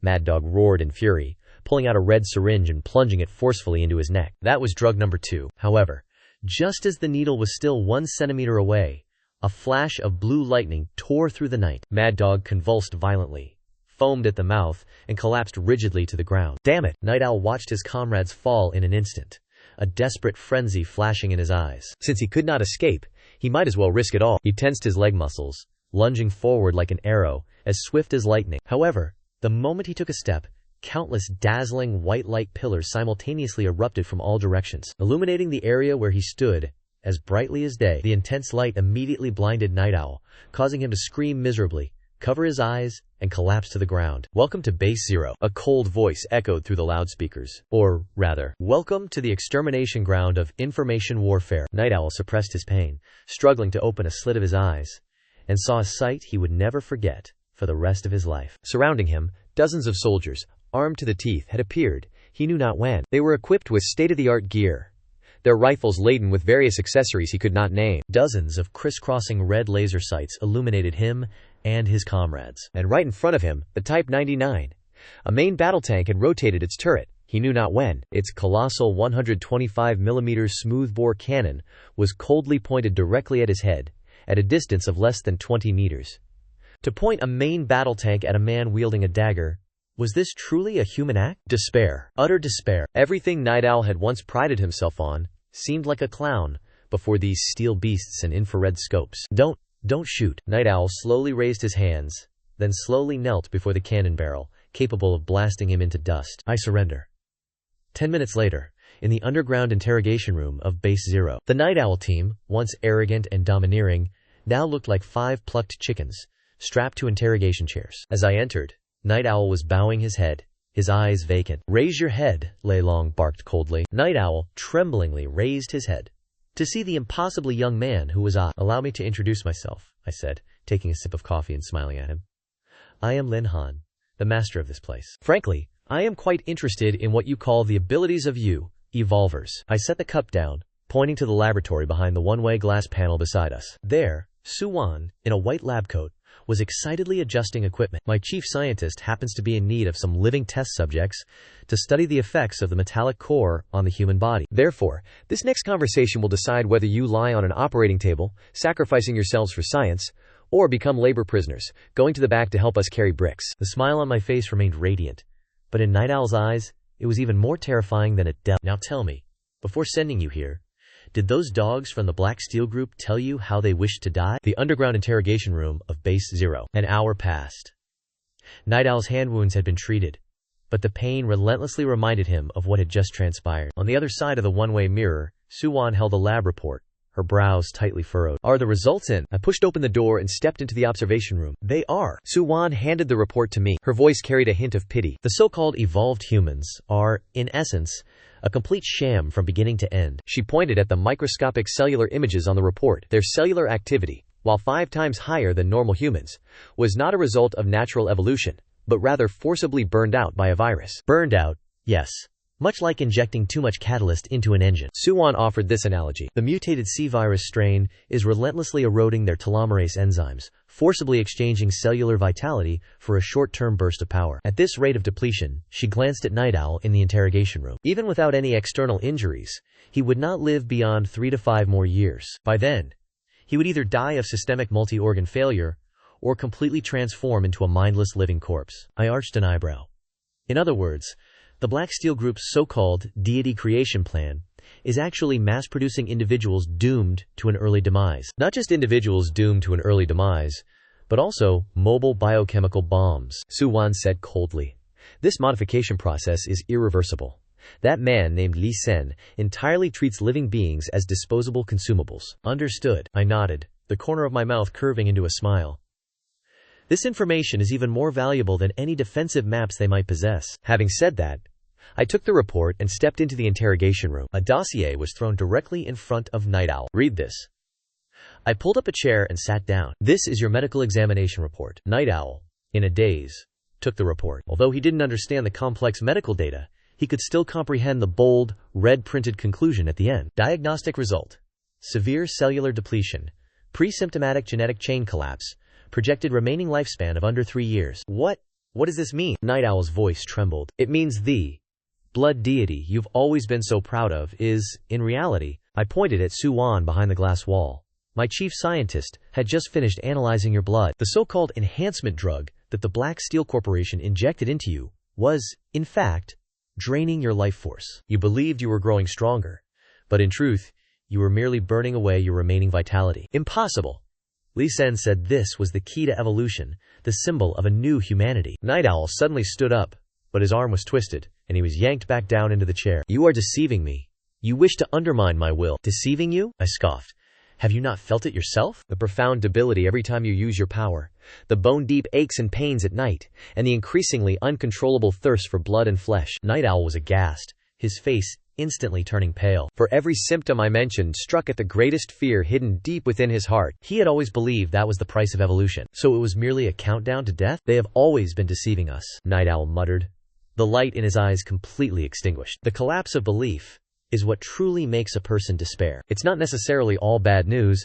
I suddenly changed my tone. Although it cannot be reversed, if you cooperate, Dr. Su might have a way to help you prolong this process, even to allow you to live as a human being for your remaining days. Night Owl sharply raised his head, staring intently at me. What do you want? I want everything concerning water purification plant number 3. I leaned forward, looking him directly in the eyes. The defense maps, the firing points, personnel deployment, and also the hiding place of that man Lin Han. I want all of it. Half an hour later, at the command center, a detailed defense map of water purification plant number 3 was projected onto the large screen. One must admit, this is quite a tough nut to crack. Zhao Jiangguo looked at the dense firing points on the map, his expression serious.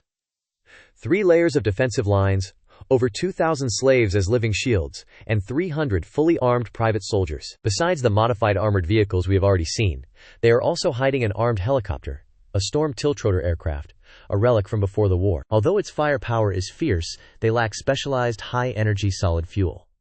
A single flight consumes half their reserves.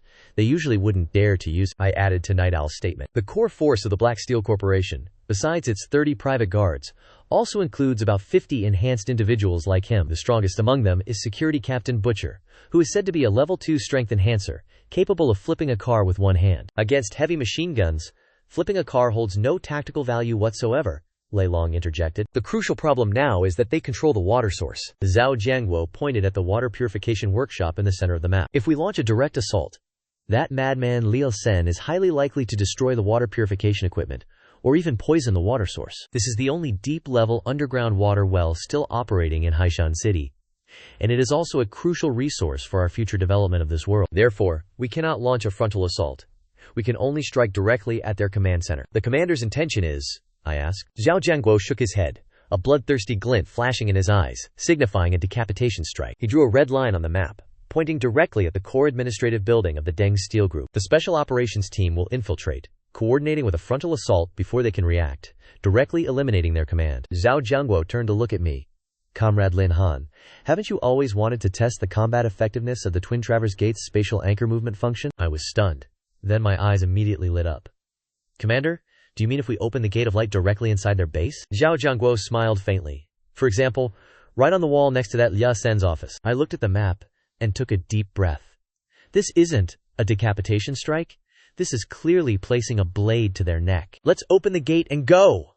I slammed the table. This is absolutely the most unreasonable special operations battle in history. Late at night, black raindrops still lightly fell across the sky of Haishan City. At an abandoned subway station entrance, approximately 2 kilometers from water purification plant number 3, an elite team of 12 people advanced under the cover of night. At the center of the heavily protected formation was me. How much further? I asked in a low voice. Despite wearing full heavy anti-riot gear and holding a submachine gun, my heart was still pounding rapidly, as this was, after all, my first deep infiltration into the enemy's lair. Indeed, passing through this maintenance passage leads to the underground pumping station of the water purification plant. The guide leading the way was the former team leader, Night Owl, now codenamed Prisoner. That place had long been abandoned, situated directly beneath the administrative building, where Liu Sen's office was located. It was the sole blind spot in the entire base's defenses. Lei Long's muzzle constantly hovered, aimed at Night Owl's nape, as he coldly stated, "You had best pray that path hasn't collapsed yet,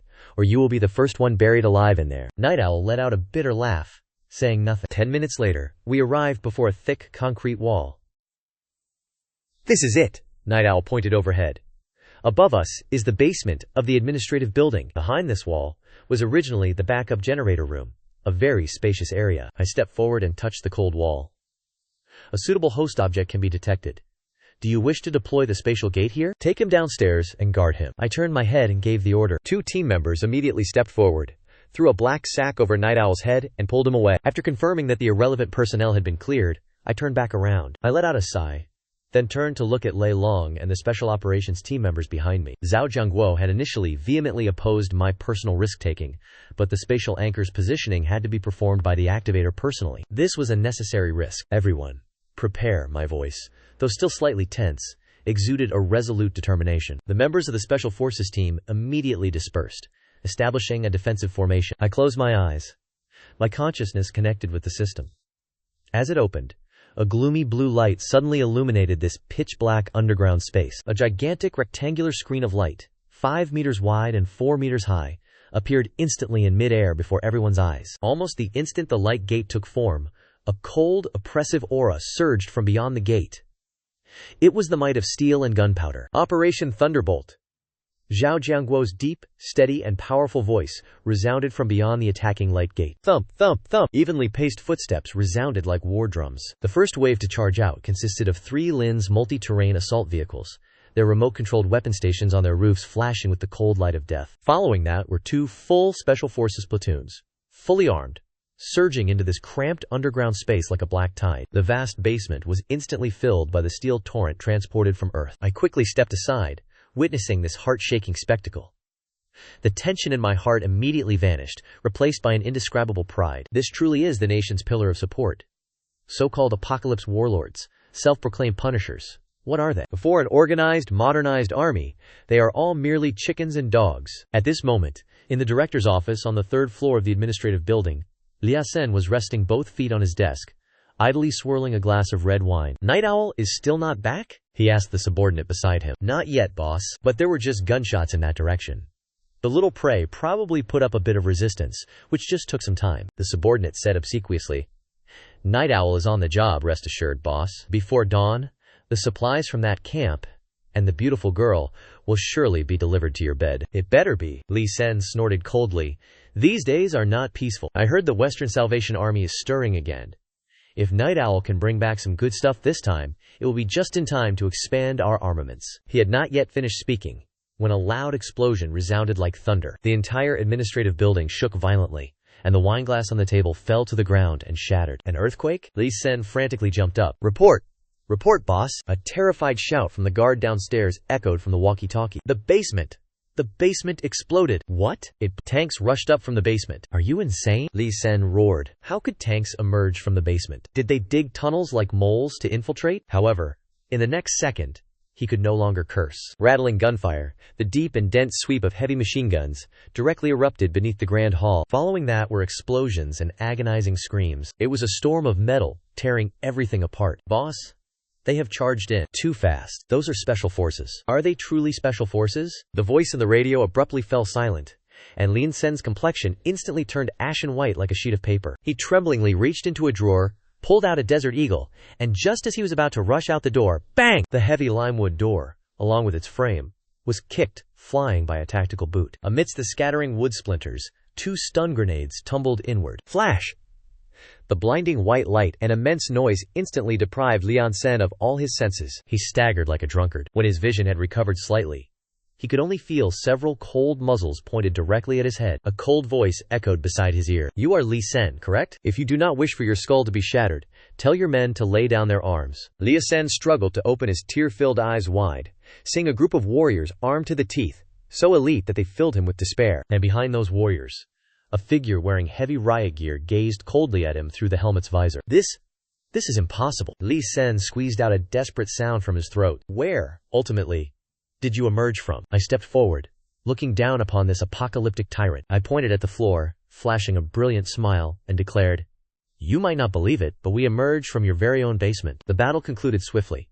Yet the post-conflict cleanup proved immensely complex. As the first rays of dawn shone upon water purification plant number 3, this fortress, once dominated by violence and fear, finally welcomed peace. In the square, the once arrogant soldiers of the Black Steel Corporation now squatted on the ground, heads in their hands. Behave yourselves.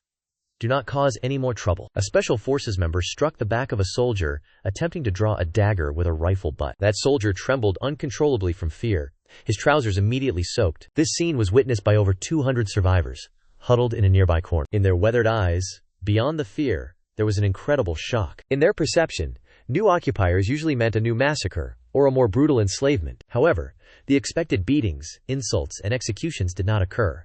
Instead, there was a scent potent enough to awaken humanity's most primal desires. It was not the pungent stench of burnt mutant beast meat, nor the sour, putrid smell of moldy bread, but the faint, distinct aroma of rice porridge. This was the smell of rice porridge. In a corner of the crowd, a frail old man sniffed the air, and a spark of light suddenly ignited in his cloudy eyes as he stared intently at the other side of the square. There, several soldiers in protective suits were carrying down giant stainless steel thermal containers. The moment the container lids were opened, white steam billowed out. For those who had struggled in the apocalypse for 12 years, that white steam aroused more longing than even the purest, most potent elixir. The soldier in charge of distribution spoke into the megaphone.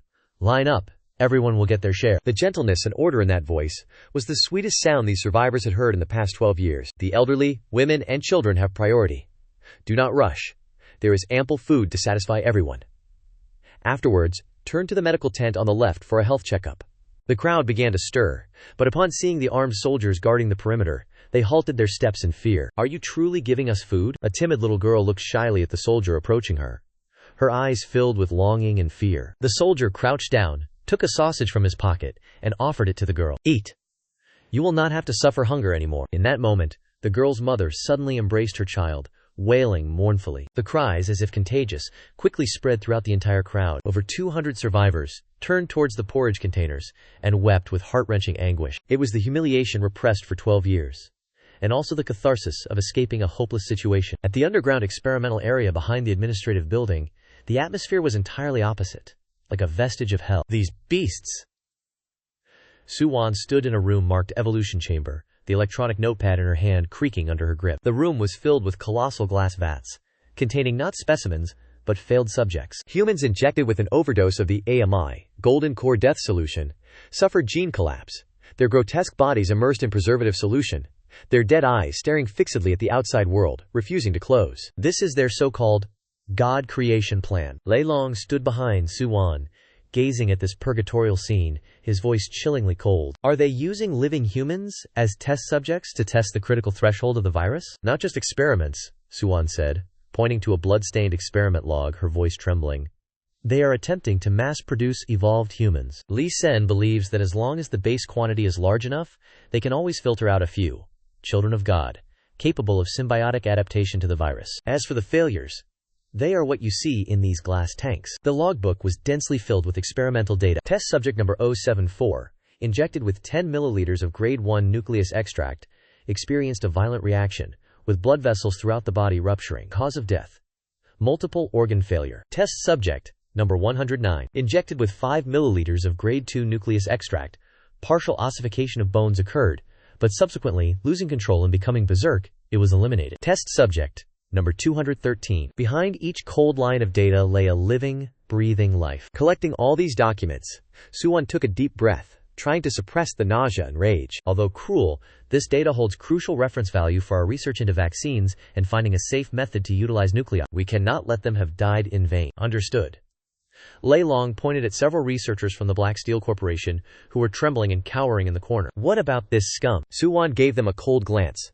"Let the survivors pass judgment. I believe the families of the deceased will be very willing to experiment with these vermin." The director's office on the top floor of the administrative building has become my temporary forward command center. I stood before the floor-to-ceiling glass window, watching the orderly queue of people downstairs and the construction vehicles beginning to clear the rubble in the distance. This was the first step in the reconstruction of civilization. The image of Zhao Jianguo appeared on the command terminal screen on the desk. "Lin Han, you have done exceptionally well. Not only have you secured the territory, but more importantly, you have won over the hearts of the people. Sometimes, a bowl of hot porridge is truly more effective than a firearm." I sighed. "But to maintain the hearts of the people, even more is required." "Have the resources been inventoried yet?" Zhao Jianguo asked. "Currently being inventoried. The spoils of war exceed all imagination." I turned to look at the busy logistics officer. "Reporting, Commander. A preliminary list is available." The logistics officer handed over a tactical tablet. "First, gold." Lee Sen had hoarded approximately 21 tons of gold in the underground treasury. I nodded. This amount of gold in the real world represents nearly 10 billion yuan in capital, enough to fill many gaps in the initial phase of the ignition plan. Second, Technological equipment. The logistics officer pointed to this is the greatest surprise. We have discovered this batch of military-grade tactical tablets and a mobile server in Liasen's personal collection room. I casually picked up a tablet and swiped through it a few times. The system ran smoothly, flawlessly. This item has solved a major problem for us. My eyes lit up. With market data from the network ruler and encrypted maps of High Sand City stored within, we can perhaps attempt to awaken some dormant systems of this city. Finally, and most importantly, the logistics officer's voice lowered slightly as he opened the black and gold suitcase in the center. In an instant, a captivating red glow illuminated the entire office. Energy cores! All the high-quality inventory that the Black Steel Corporation had plundered over the past few years was here. Neatly arranged within the suitcase were over 30 blood-red Tier 2 energy cores, along with more than 400 Tier 1 energy cores. High-purity energy detected. Biological energy cores Tier 2 by 32. Biological energy cores Tier 1 by 415. Estimated conversion: 4, 800 Tier 2 energy points plus 4, 980 Tier 1 energy points. Current energy reserve: 9, 780 10,000. As I watched the system data flicker across my retina, my breath involuntarily hitched. Nearly 10,000 points. Overthrowing a regional warlord had amassed 90% of the energy required to advance to level 3. Possessing such a colossal amount of energy meant that I was a true magnate, capable of unreservedly opening pathways for material transmission, continuously transporting heavy equipment, and freely utilizing spatial anchor displacements, bringing the flames of war directly to the doorstep of any foe. Besides these items, we also discovered something on Li Sen's computer. The logistics officer opened a slightly blurred satellite map. This was a map showing the distribution of forces around High Sand City, with 2 extremely important coordinates marked on it. It pointed to a red dot on the edge of the map. The first was located at the Lighthouse Barracks, west of the city. The note indicated that a large number of pre-war scientific research personnel were concentrated there, possessing relatively complete industrial production capabilities. My eyes flashed. It was truly a godsend. Where is the second one? The logistics officer's finger moved to the city center, an area engulfed in a vibrant red. The second was the High Sand City Central Hospital. The Black Steel Corporation had marked a giant skull symbol on the map, with a note designating it as a forbidden zone. But beneath the note, there was also a small line of text. The logistics officer zoomed in on the image and read the text aloud. Suspected lair of a Tier 4 mutated matriarch. The quantity of energy cores is immeasurable. The office fell into a brief silence. I looked at the glowing red skull mark, seemingly able to feel the terrifying aura emanating from the screen. A 4th-tier ancestor. If a 2nd-tier core could already provide 150 energy points, what about a 4th-tier one? It seems our next target is already very clear. Zhao Jianguo, on the other end of the screen, broke the silence. However, before that, we must slowly but surely, step by step, fully digest the fruits of this victory. I nodded, my gaze turning towards the window again. This place is no longer the demon's lair of the Black Steel Corporation. This is Forward Base 01, the first flame of human civilization rekindled in this desperate world. I took a deep breath, knowing that this game had only just begun. But I was no longer the ordinary, trembling young man I once was. Behind me stood a powerful nation. All personnel, attention! Zhao Jianguo's calm, steady voice echoed from the screen, officially issuing the first military order after the occupation. Lift Level 1 combat readiness. All units are to transition to construction status and must establish a preliminary defensive perimeter within 24 hours. In addition, Zhao Jianguo looked at the screen, his tone softening slightly. Inform the mess hall staff. Tonight, we add braised pork belly, ensuring everyone at Forward Base 01 is fully fed. Civilization does not mean a free lunch. Both I and Zhao Jianguo clearly understood that in the apocalypse, pure charity would only foster the lazy. Only by establishing a fair exchange system could we truly reactivate the vitality of this stagnant society. All personnel, attention! A clear, strong voice in Mandarin echoed from the base's loudspeaker. All healthy adults aged 16 to 55 are requested to gather at the plaza in front of the administrative building to register their identities and be assigned work. Repeat. Please proceed to the plaza in front of the administrative building for identity registration and work assignment. No significant disturbance appeared among the crowd. The only thing they worried about was whether the exploitation by their new masters would be better than that of the Black Steel Corporation. Old Zhang, blending into the crowd, was filled with anxiety. He was a former engineer at a water purification plant and was already over 50 years old. During the Black Steel Corporation's rule, he barely managed to keep his life thanks to his technical knowledge. But it was merely a day-to-day survival. Old Zhang, what do you think they'll make us do? They won't make us zombie bait, will they? A young man nearby asked in a low voice. Don't talk nonsense. Old Zhang glared at him. Have you ever seen robbers give new clothes to slaves? The line slowly shuffled forward. Name. The registration officer, a young soldier wearing a black, tactical exoskeleton, spoke with a gentle yet serious tone. Zhang? Zhang Jiangguo. Old Zhang replied a little timidly. No need to salute. Stand up straight. The soldier looked up at him. What was your profession before? He was originally an engineer in this factory. Then he was captured by the Black Steel faction to repair pumps and generators. The soldier's eyes lit up as he performed a few operations on the machine, and looking into the lens, a soft blue light scanned over the old man's retina. Identity profile established. Zhang Jiangguo, 52 years old, senior technical staff, code 01T042. The soldier handed him a black rubber wristband, instructing, wear this. This is your identification at the base, and it also functions as a wallet and health monitor. A wallet? Money? Old Zhang was stunned. In the apocalypse, money had long become worthless paper. Precisely, the soldier said, pointing to a gigantic LED screen in the middle of the square. At Base Noah 1, we do not use old-era paper currency, nor do we enforce a system of meager handouts akin to those given to slaves. Instead, we implement a contribution point accumulation system. Old Zhang followed the direction of his finger. The screen was scrolling through various tasks available at Base Number 01. Basic labor. Clearing battlefields, clearing corpses, 1 point. Dismantling buildings, 1 allowance. Urgent technical labor. Mechanical maintenance technicians, electricians, 20 points per day. Requires a ranking examination. High-level technicians receive additional allowances. Resource gathering. High risk, high reward. Level 1 Energy Core, 100 points per core. Level 2 Energy Core, 500 points per core. On the other side of the screen was a material exchange list that dazzled the eye. Food category. White rice porridge, steamed buns. Unlimited supply, 5 points per serving. Canned meat, 10 points per can. Special edition braised pork cans, 50 points per can. Daily necessities. Soap and shampoo, 3 points per portion. Amoxicillin antibiotics, 50 points per box. Hardpack cigarettes, 30 points per pack. Old Zhang gaped in astonishment, his throat working violently. He quickly calculated in his mind.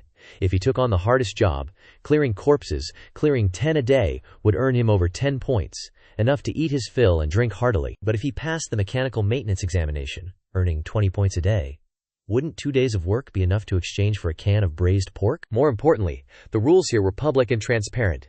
As long as he was willing to work, he could live like a human being. This was not merely a base. This was clearly paradise. Is this truly real? Old Zhang asked, trembling. You truly give braised pork and aren't just tricking us into working, right? Of course, the soldier smiled, taking a can of braised pork from under the table and shaking it gently. As long as you have points, you can eat as much as you desire. Our leader has said, here, labor is the most glorious.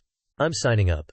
I know how to repair pumps. I am the former chief engineer of this factory. Old Zhang suddenly straightened his back, and an unprecedented light burst forth from his eyes. Not only pumps, I can repair generators and transformers too. Give me the tools. I will begin working immediately. Very good. The soldier nodded in satisfaction, entering a sequence of codes into a wristband. Proceed to Sector B to undergo the examination. After you pass the examination, your wages will begin to be calculated today. The temporary command center is located on the top floor of the administrative building. I stood before the floor-to-ceiling glass, gazing down at the bustling scene below. The numb and lifeless expressions on every face were gradually fading, replaced by a fervent vitality. It seems humanity's capacity to adapt to the environment far surpasses anything we could have imagined. I marveled. It was not merely adaptability. Zhao Jiangguo's holographic image appeared on the screen, and it was also a yearning for order. This point system is, in essence, the re-establishment of a credit system. As long as we can make them believe, that effort will yield results. The productive capacity they unleash will be truly astonishing. This, of course, also relies on the abundant supply of materials from the state. I chuckled. Without that mountain of canned goods and food supplies to back the credit, I could not have operated this system. That is only the beginning. Zhao Jiangguo's expression turned serious. The domestic team of experts has conducted a preliminary analysis of the crystalline nuclei samples you sent back. The energy density of these is exceptionally high. If we can decipher its energy conversion mechanism, it will be groundbreaking for the entire energy structure of our world. Therefore, Lin Han, Base 1 must be secured firmly. This will be our future energy source. Rest assured, Uncle Zhao. I nodded. Oh, how is Suwan doing these days? She is even busier than you. Lei Long, standing nearby, interjected. She has just recruited over 30 individuals with medical and biological backgrounds from among the survivors. Furthermore, Lei Long paused momentarily, a hint of admiration dawning upon his face. Our first batch of aid experts has also passed through the gates and arrived. The aged professors from the nation's Institute of Science, upon seeing the virus samples and mutant tissue sections that Su-wan had presented, became as exhilarated as if they had been injected with an invigorating tonic. Now they have practically burrowed themselves into the P3 level laboratory on the second basement floor. All of them are following Su-wan's directives. The scene is truly astonishing. A throng of gray-haired academicians surrounding a young woman, addressing her as teacher, and eagerly seeking her insight on complex biological knowledge. That is quite intriguing. When three people walk together, one is bound to be a teacher. I smile. Su-wan had endured the apocalypse for 12 years. Her experience in this regard was indeed far richer than ours. Let the experts delve deeper, swiftly integrating the technologies of both worlds. Just ensure no biological crisis arises. I jested. Lei Long responded clearly. His expression turned solemn as he took the walkie-talkie. Understood, Advisor Lin. Rest assured. The red lines of safety are always rigorously monitored by us. All teams dispatched for external work are mandated to be accompanied by elite escorts. Furthermore, we are specifically monitoring those valiant warriors willing to gather golden cores. These individuals are promising sprouts for the future expansion of our armed forces, lending support to the local region. Lei Long stood at attention, then prepared to turn and depart. Suddenly, red alarm lights blazed within the command center. A radar operator sprang up, reporting. The reconnaissance radar detected an anomalous signal. Both Lei Long and I turned, striding swiftly to the electronic map. Directly west, 5 kilometers from the base, a signal along the highway was rapidly approaching us. The operator switched to the real-time reconnaissance feed from the drone. In the image, a small convoy, 3 modified off-road vehicles, and 1 heavy truck, was hurtling madly along the abandoned paved road. Their chassis were crudely welded with steel plates and sharp spikes. To the west, I raised an eyebrow, my gaze locking onto the red-marked area on the map. That was the direction of the lighthouse camp. Indeed, Lei Long zoomed in on the image to confirm their identity. It was indeed the convoy from Lighthouse Camp. This sight suggested not an organized march, but a desperate flight for survival. Within the feed, the convoy moved erratically, as if something pursued them from behind. Regardless of their purpose here, I clutched the teacup tightly in my hand. Visitors have arrived. Naturally, we must extend hospitality. Yet, as we discern if they are friend or foe, we must also declare our stance to these approaching neighbors. Lei Long stepped forward solemnly. Advisor Lin, entrust the defense to me. As this is our first political contact, we are compelled to showcase our greatest strength. I shall deploy those 2 Type 99A tanks directly before the main gate. The infantry fighting vehicles shall be deployed on both flanks. Now that they have arrived upon our doorstep, we must make them comprehend who wields true authority here. The first step in this diplomatic exchange was to draw our blades, to teach these neighbors the proper way to conduct themselves. With you all here, I feel truly at ease. Base 0, second basement level. Just 48 hours ago, this very place was a bloody, forbidden zone, under the tyrannical rule of the Black Steel Corporation. Yet, after being meticulously sanitized and refurbished day and night by my engineering company, it has been transformed into the most sophisticated facility in this entire apocalyptic world. A biosafety level 3 laboratory. The heavy, airtight door hissed open. Donning a sterile suit, I stepped into this critical core area. The ominous gloom that once pervaded this place was no more. In its place stood countless pieces of cutting-edge scientific research equipment, urgently transported from the real world. Dozens of sophisticated devices hummed softly, and the first wave of elite experts, urgently dispatched from the National Academy of Sciences, now clustered around Su-wan. Dr. Su, do you observe a certain similarity between the RNA transcription process of this specimen and the influenza virus? Mem Su, regarding the metallization reaction observed in the muscle fibers of the aggressor, I have a new hypothesis. Though weariness was evident in the depths of Su-wan's eyes, her entire being radiated an unprecedented fervor and concentration. Professor Chen, that RNA segment is a deception, a trap,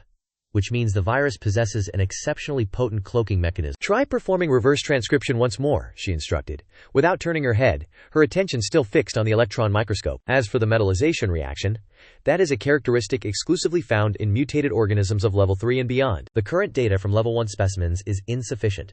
Do not speculate blindly. As she finally rose, she caught sight of me, and a weary smile touched her lips. Lin Han, what auspicious wind has brought you to this place? I smiled and approached, offering a polite nod to several elderly professors who seemed to hesitate, on the verge of speaking. Then, I drew closer to inquire of our esteemed scientific team leader, does this new abode meet with your satisfaction? It is far more than mere satisfaction. Su-wan gently caressed the mass spectrometer beside her, her eyes gleaming with an almost childlike wonder. This place is truly paradise. Though the lighthouse encampment also retained some pre-war equipment, a lack of power and proper maintenance rendered over half of it inoperable, with the remainder frequently experiencing malfunctions. Yet here, everything you possess is brand new.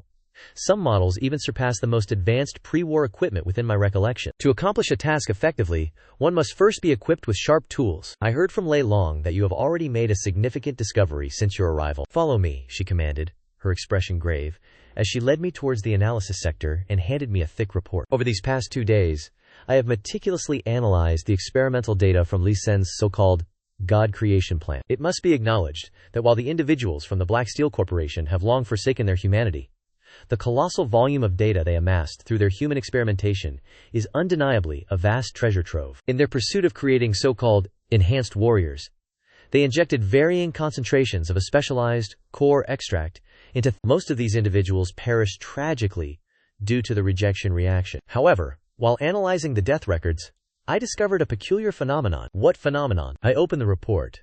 The phrase loss of sensation, circled in red, immediately seized my attention. Please observe the surveillance video of experimental subject number 302. A man, his body covered in sores, lay within a cage of zombies, yet the frenzied zombies surrounding him completely ignored him as if they were blind. A great shock suddenly gripped my heart. At that moment, my pupils constricted, as if becoming invisible. Not invisible in a visual sense, but rather a loss of olfactory and sensory frequencies. Their hunting relies primarily on olfaction to lock onto targets by detecting specific pheromones released by living beings. Next, it is hearing, and within 30 minutes before death, a certain metabolite in the experimental subject's body neutralized this living scent. Those fools, Lin Han and his group, were solely focused on pursuing enhanced strength, deeming this experimental subject a failure and directly disposing of it. Yet, little did they know that what they had just discarded was truly a priceless treasure. Su-wan shook a syringe containing a pale blue liquid in her hand. I extracted that special enzyme, utilizing the gene editing technology you provided,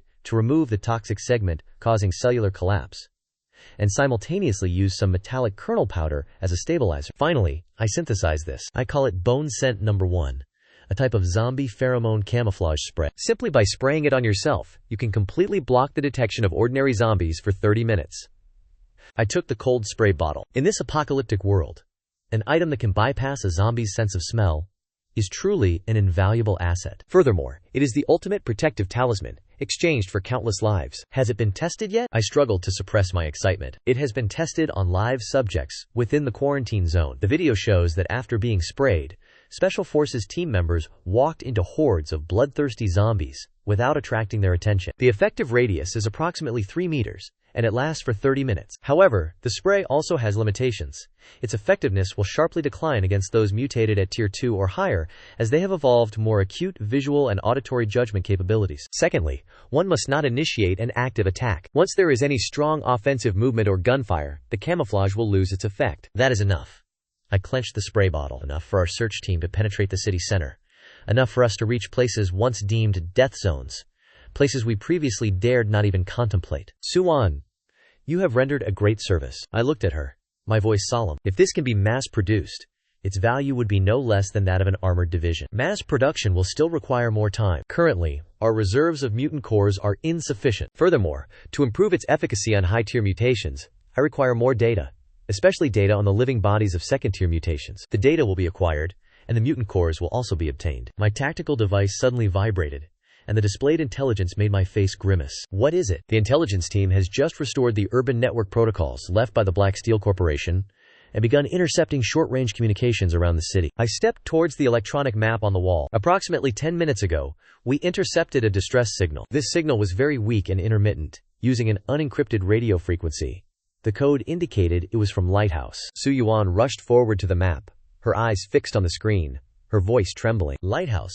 What happened to them? What was the content of the distress signal? Only 2 words. Beast horde. An unmanned reconnaissance drone has flown there. The transmitted images showed a horde of mutated beasts of considerable scale besieging the outer wall of Lighthouse Camp. If we do not intervene, with Lighthouse Camp's feeble defensive firepower, they will not survive tonight. Su-yuan clenched her hands on the laboratory table. Not everyone at Lighthouse Camp is a good person. That year, to vie for limited resources, those in power expelled my father and me from their midst. They were incredibly selfish and ruthless. They even cut off the power supply to my father's survival pod just to conserve electricity. I know she understands the cruelty of human nature during the apocalypse, but I will not overlook any opportunity to plunder resources. But I also know that there are still hundreds of innocent researchers, like her father, along with tons of experimental data and blueprints. Those individuals are scum, but the knowledge they possess is priceless. Dr. Su, I am not here to act as a nanny, nor to be a benevolent mother. Base 01 currently has weapons, food, and medicine, lacking only one thing: people, technology, and a scientific research force. Lighthouse Camp possesses exactly what we need, and what we have is beyond their wildest dreams. I tapped a supply crate,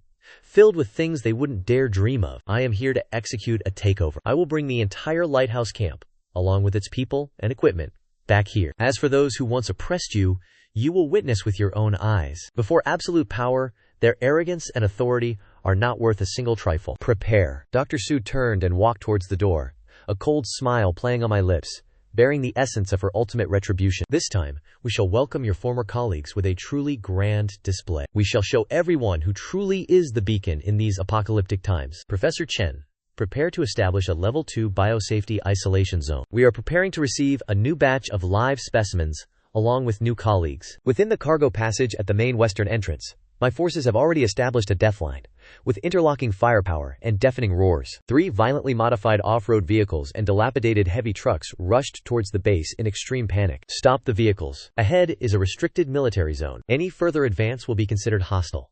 Open fire immediately. The convoy did not slow down. A burly man leapt from the lead vehicle, frantically waving a flare gun. Immediately, our sniper rifle roared. A 12.7mm round gouged a deep crater right before their vehicles, forcing the entire convoy to a screeching halt. Don't shoot, we are human. The burly man tumbled out of the vehicle, trembling uncontrollably. We are a search team from the Lighthouse Camp in the west. We mean no harm. Something is chasing us. Following his gaze, a dense cloud of dust billowed up on the distant horizon. A pack of dark crimson mutated hounds was charging at a terrifying speed. Those are predators. The burly man's face instantly turned pale. To be bitten to death by a level 2 mutated beast was merely a matter of moments. Just as he closed his eyes, awaiting death, the tarp behind the defensive line was suddenly pulled back. The barrel of a mighty Type 99, a main battle tank, fiercely pointed down, accompanied by the fury of automatic cannons on both flanks. A dense hail of bullets tore through the air, crushing the predators into exploding masses of blood and bone that vanished in midair. The absolutely overwhelming firepower stunned the dilapidated convoy. This is the regular army, the legitimate government forces. 10 minutes later, this search team had been disarmed. They stared at me in shock, seeing the abundant power supply and clean water within the base. Drink. Lei Long threw a bottle of water. The burly man gulped it down. Lei Long, his physique like an iron tower, glared at him. Tell me, which unit do you belong to? What are you doing here? And why were those things trailing behind you? My name is Wang Mang, Deputy Leader. Originally, we were ordered to scout the area. We heard that the Black Steel Corporation had been annihilated, and our leader sent us to investigate what divine force had occupied this place. We didn't expect to encounter true immortals. Enough idle talk. Lei Long roared. Get to the point! What was with those predators earlier? Fear was clearly visible on his face. The beasts. The western mountains have fallen into utter chaos. We don't know why the mutated beasts that usually hide deep within the mountains suddenly surged out. Not only predators, but also berserk creatures. Some even saw dragons in the sky. I abruptly stepped forward. Lei Long subtly retreated half a step. This positioning silently astonished Wang Mang. It's the corpse-eating dragon. Su Wan, holding a tactical tablet, approached Lin Han. He speaks the truth.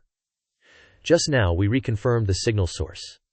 Lighthouse Camp is indeed under siege. Those predators that chase them are probably just an outer scouting party. Dr. Su, you're still alive. Wang Mang gasped in cold air. What?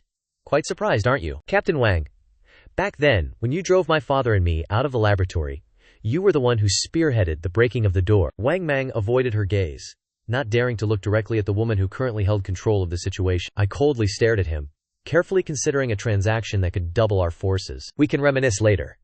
In short, you all escaped, considered to have broken through the encirclement. Before they were overwhelmed and encircled, our leader dispatched several teams in different directions to seek reinforcements. We were fortunate enough to escape, but those beasts targeted us, chasing us all the way here. Boss, Sir Lin. Wang Mang dropped to the ground with a thud, kneeling in utter prostration, unable to rise. Please, sir, save Lighthouse Camp. There are still over 3,000 people there. Although the leader and those people are contemptible, the surviving civilians are innocent. Furthermore, the camp still has a great deal of equipment and numerous valuable documents. If the beasts break through, everything will be lost. 3,000 people. I turned to look at Lei Long and Su Wan. 3,000 laborers, along with Dr. Su, the equipment, and colleagues she has long awaited. This venture is worth pursuing. Agreed, this is indeed a profitable venture. Director Zhao Jiangguo was surrounded by his staff officers. Approaching, I saluted Uncle Zhao in a military fashion. Lei Long and the others solemnly saluted. The staff headquarters has finished evaluating the personnel and equipment of Haidang Camp. They are precisely what we urgently need. Lei Long, I approve your combat request. A combined arms task force of armored vehicles and 2 mechanized infantry battalions will go retrieve the personnel. Remember well, what we need is personnel and equipment, not mere wreckage. Strive to minimize collateral damage. Understood. Sir, I guarantee the mission's completion. Lei Long, his eyes alight with battle lust, reported over the comms.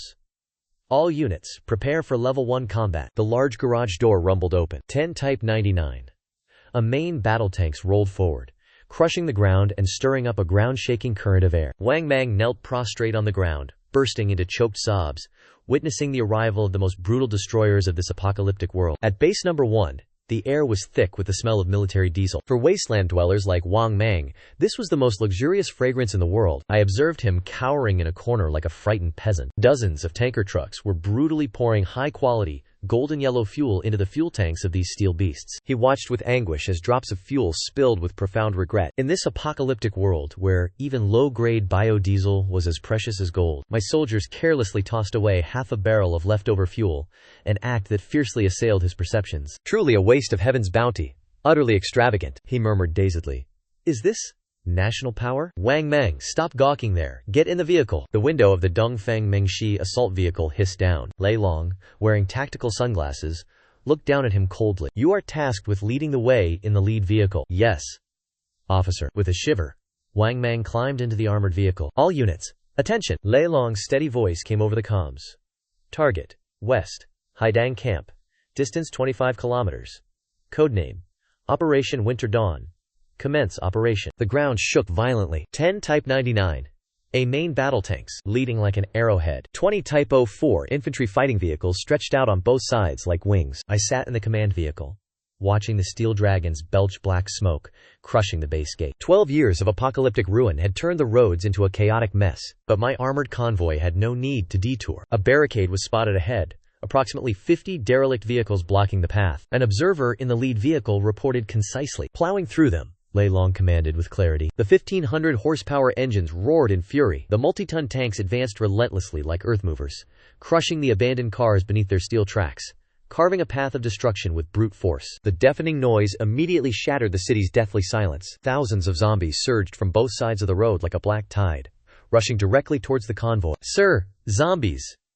It's a horde of zombies. Wang Mang's horrified shout echoed through the comms channel. Stop the vehicles immediately. We must find cover to defend ourselves. Why the panic? Su Wan, who was in the same vehicle, her eyes still fixed on the tactical tablet, her voice as cold as ice, stated, Look closely, there's no need for the main cannons. The 30mm autocannons and heavy machine guns on the infantry fighting vehicles immediately unleashed a deadly curtain of fire. The charging horde of zombies was pulverized and torn apart like stalks of wheat before a thresher. Large caliber rounds ripped the zombies to shreds, while the cold steel tracks rolled over the corpses. The sickening crunch of bones beneath their weight sent shivers down one's spine. The zombie horde was crushed into fragments. It's over. Is it over? Wang Mang slumped back into his seat, his 12 years of ingrained survival instincts suddenly shattered. This was the true disparity. Wang Mang and Su Wan looked out the window, where the road was streaked with blood. In the past, we had struggled merely to survive.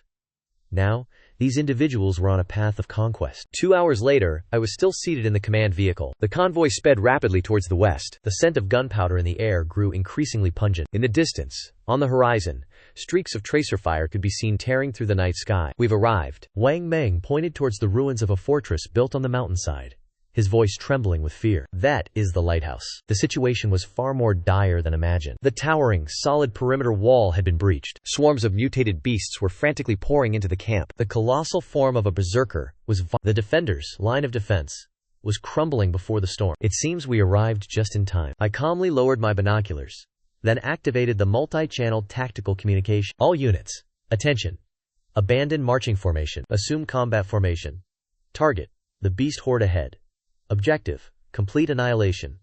opened fire. The 125mm main cannons of 10 Type 99A tanks roared in unison. Their muzzles simultaneously swiveled towards the beast horde, shrouded in darkness. This was the resounding declaration from humanity's peak industrial civilization. Inside Beacon Camp, it had already become a slaughterhouse. Through the footage transmitted from drones and intercepted communication frequencies, the desperate screams from within could be clearly heard. "We can't hold on any longer. The walls have collapsed. The predators have entered. Where are the heavy machine guns? Why aren't they firing? We're out of ammunition." The last ammunition crate ran dry 5 minutes ago. On the command post's rooftop, Zhao Cheng, the camp's leader, desperately watched the mutated beasts rush in, tearing apart the surviving citizens. His fingers were white, clenched tightly around his empty gun. "It's over," he murmured dazedly. Within his sight, thousands of mutated creatures were swarming the defenses. The colossal iron gate was finally smashed open by the terrifying power of a berserk creature. "It's over! The monsters are in!" Desperate screams echoed from all directions. The ferocious predators slit the throats of the defense team. Zhao Cheng let out a desolate laugh. If only he hadn't driven them away for those machines back then. Perhaps this colossal mutated beast wouldn't now be trampling over corpses, charging directly towards him. He closed his eyes tightly, aimed his empty gun at his head, and awaited his inevitable end. Boom. A powerful 125mm artillery shell suddenly detonated at the foot of the mountain. The berserk creature, along with Zhao Cheng's despair, instantly became a pile of flaming minced flesh. The explosion, which shook the very heavens and earth, drowned out all growls. What was that? He widened his eyes in horror. 10 Type 99A main battle tanks, painted in desert camouflage, and 20 infantry fighting vehicles were crushing the rubble. They bravely advanced into the battlefield like mobile steel fortresses. Tracer rounds from 30mm cannons, like the Grim Reaper's whip, tore through the monstrous horde, reducing them to pools of blood and flesh. Any predators attempting to counterattack were shattered mid-air by precise machine gun fire. This was no mere strategy. This was absolute subjugation from an entirely different caliber. Target locked with thermal imaging and fire control radar. A sweeping assault. The tidal wave of monsters, which had threatened to annihilate the entire refugee camp, was utterly erased within a mere 10 minutes by modern firepower. All that remained was a charred wasteland and the acrid stench of gunpowder. Leader Zhao's knees buckled, and his gun fell to the ground with a thud. He stared blankly at the red flag fluttering atop a tank's turret, then collapsed into heart-wrenching sobs. "The regular army is the regular army. The nation has not forgotten us. The nation has come to save us." The shelling ceased. Clad in my black individual protective suit, I stepped out of the Dongfeng Mengshi, treading upon the gooey expanse of blood and shattered flesh. Any nausea from this charnel house was completely suppressed by the chilling presence of the armored convoy behind me. I held the megaphone, my cold voice echoing through the silence of the deadly ruins. "This is the Spark Relief Team. I am Lin Han, representing the Spark Relief Team. From this moment forth, we are taking over this place." I looked up, my gaze piercing through the gunpowder smoke, fixing on the trembling Leader Zhu Hao on the rooftop. "Leader Zhu Hao, do you not intend to come down and greet your saviors?" The special forces quickly sealed off all critical routes in this apocalyptic world where lives were cheaper than dirt. Their cold weapons and anti-toxic suits appeared as divine salvation in the eyes of the refugees. Surrounded by armed guards, I entered the camp's main hall. The once splendid half-hill villa was now steeped in the foul odor of sweat and the sour tang of prolonged starvation. The floor was strewn with grievously wounded, barely clinging to life. But when they recognized the pristine white research uniform worn by the woman beside me, the entire hall plunged into absolute silence. Dr.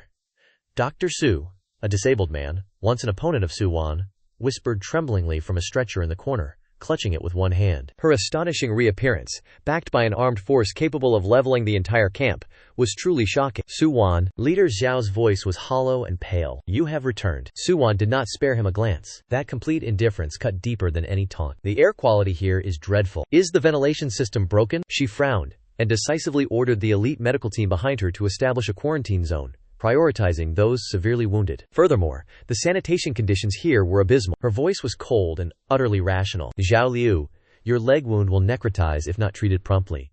Take him to the medical zone and prepare for debridement surgery." Chao Tan stood stunned in place.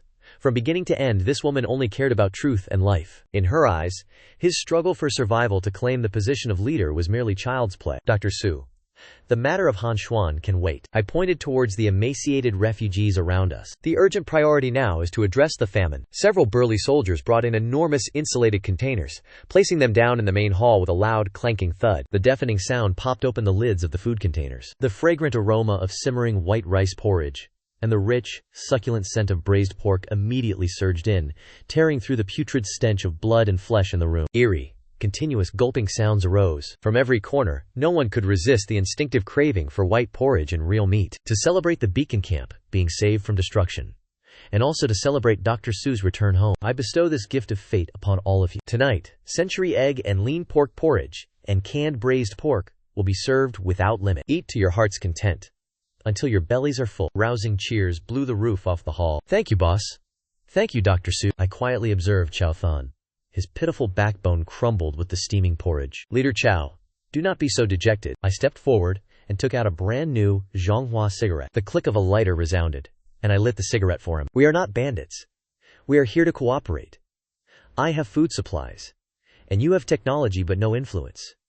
You are not at a disadvantage. He bit down hard on the green filter, took a deep drag, and the smoke vigorously entered his damaged lungs. The potent surge of nicotine numbed his nervous system. He watched the desperate refugees scrambling for food, then looked at Suwon's pale and pristine face. He surrendered.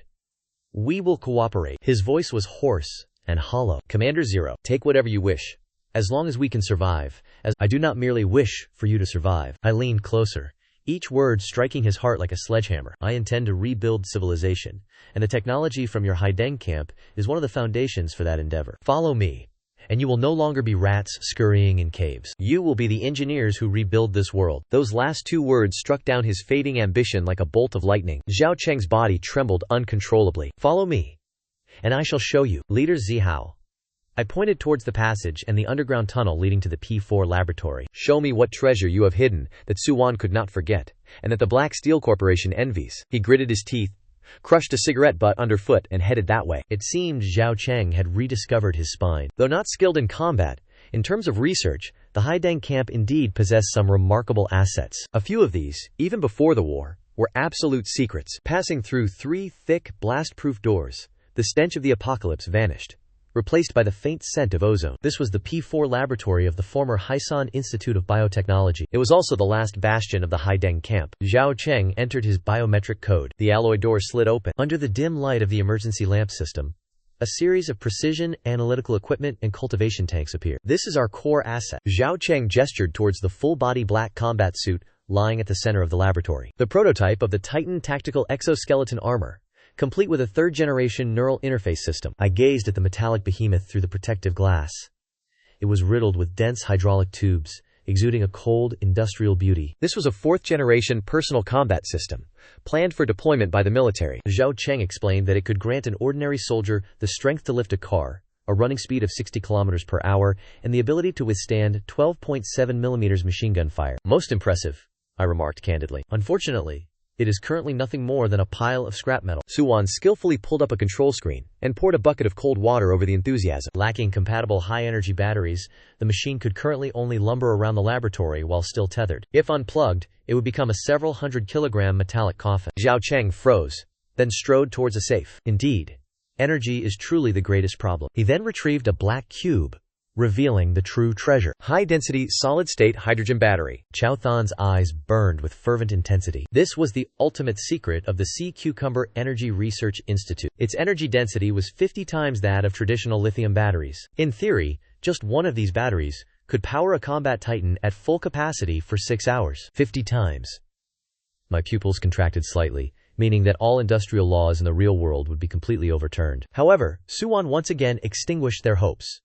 You cannot manufacture it. Indeed, we cannot manufacture it. Chow Than bitterly admitted this technology required an extremely demanding environment, a production process in a vacuum, a clean room, an enormous stable power supply, and a complete rare metal extraction chain. In this ravaged world, even finding a standard-grade screw was exceedingly difficult, let alone an industrial pinnacle such as this. Chow Than looked at me with a desperate, probing gaze. I smiled faintly.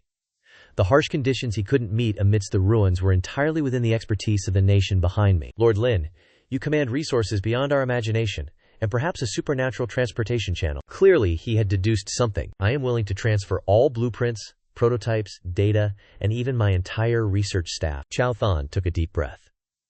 In return, I hope to retain management over the survivors at Lighthouse Camp. Naturally, if you take us in, we will become your subordinates. If you wish to become our leader, I interrupted him with a half-smile. No, I merely wish to find a way out for my brothers, who have faced life and death alongside me in this chaotic world, and to retain some semblance of dignity for myself. After all, this technology was already invaluable even before the war. I walked around the Titan prototype. My footsteps echoed in the laboratory. Leader Chow.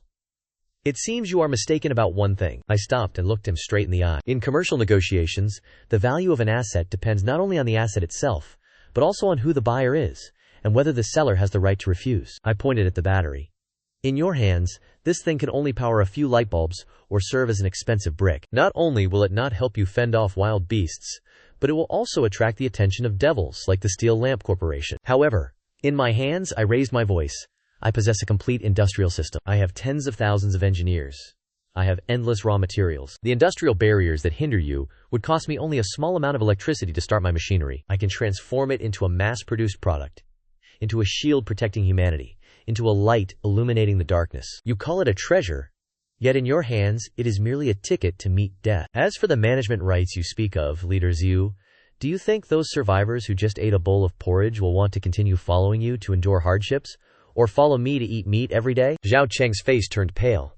The hearts of the people had been swayed by my few barrels of porridge. This was clearly not a negotiation. I took the battery from his hand. This was an acquisition.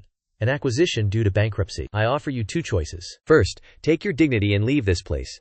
Then go reason with your master outside. Second, merge unconditionally into Base 01. You can join our logistics or human resources department. Although you will no longer hold the title of leader, you will have clean water, hot food, and a safe bed. And if you perform well, I will even grant you a fully equipped army to realize your ideals and protect your survivors. The hum of the server faded, and the room plunged into absolute silence. I choose the second option. Zhao Cheng hung his head, looking as if all his strength had been drained. A wise choice, I said coldly.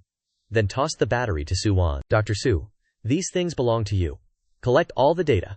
We will take them home. Through an interspatial video call, Professor Chen Guaofeng at the Institute of Earth Sciences in the real world was practically losing his mind. A genius. A concept of genius. What is it, Professor Chen? I asked while fiddling with the prototype. Lin Han, do you know the significance of this? Professor Chen pointed at the diagram with a trembling voice. Before the invention of this type of battery, humanity's energy storage technology was still in the Stone Age. Whether it was lithium batteries or graphene batteries, they still could not break the limits of chemical energy. But this battery uses a special crystal structure to solidify hydrogen atoms into a metallic titanium form within the crystal lattice. This is not just a battery. This is an ultra-safe, miniature hydrogen power plant. Its energy density reaches an astonishing 5,000. What do you mean? The best military lithium batteries currently only have a density of around 300. It is dozens of times more powerful than the best batteries available today. But didn't Zhao... He was comparing it to old technology or theoretical limits. Professor Chen waved his hand. However, a power more than 10 times the current would be enough to change the world. Imagine an electric car with a 500 kilometers range. With this type of battery, it would travel 8,000 km. This number far surpasses even fuel-powered vehicles. And more importantly, he continued, it solves our biggest problem, miniaturizing high-energy weapons. You mean tactical armor? Not just tactical armor, Professor Chen said, immensely excited. Railguns, high-energy laser weapons. These could not be deployed previously because they required carrying a colossal generator. But now, a battery the size of a brick is enough to support a fierce urban battle. Lin Han, you didn't bring back a mere battery. You brought back the key that opens the door to the future of warfare. I was filled with fervent passion. This was the true meaning of the song, Chuan Gate. So what about mass production? Not an issue, Professor Chen replied decisively. Dust-free cleanrooms, a colossal stable power supply. Our national grid possesses it all. Our rare earth reserves are always abundant. We only need to understand the principle and composition of the catalyst. Give me 3 months. No, just 1 month. And I will have the first domestic battery prototype. Excellent. I nodded vigorously. Everything depends on you. After disconnecting, Su Wan was still busy. I looked at her. It seems you acquired quite a substantial gain. Don't celebrate too soon. The battery is merely a power source. This tactical armor prototype is the true treasure. She pointed at the armor being disassembled. Do you think tactical armor consists of just a few steel plates and motors? Lines of programming code flowed down the screen. This is the result of an entire industrial system. To control this colossal monster, Haishan's scientists developed a compatible carbon chip. Its computing power is 10 times that of modern silicon chips, with extremely low energy consumption. For it to move as flexibly as human limbs, They developed a third-generation neural interface system. This is a true artificial intelligence prototype, along with this tactical holographic display. It is not merely miniaturized projection technology, but also the real-time battlefield positioning algorithm behind it. The entire source code resides quietly within these server hard drives. I realized I had brought back an entire military-industrial chain. Therefore, bring back all equipment and personnel. I gestured with my hand. What can be obtained from Hysan, we will process in our world. If our world cannot, we will mine and refine it here before bringing it back. With the advantages of both worlds, nothing is impossible. Lin Han entered the laboratory. Sir, the relocation operation has begun, he reported, his expression suddenly turning grave. However, while clearing out the supply depot of Haidang Camp, we discovered something else. Drug number 2 was sealed. Lin Han frowned.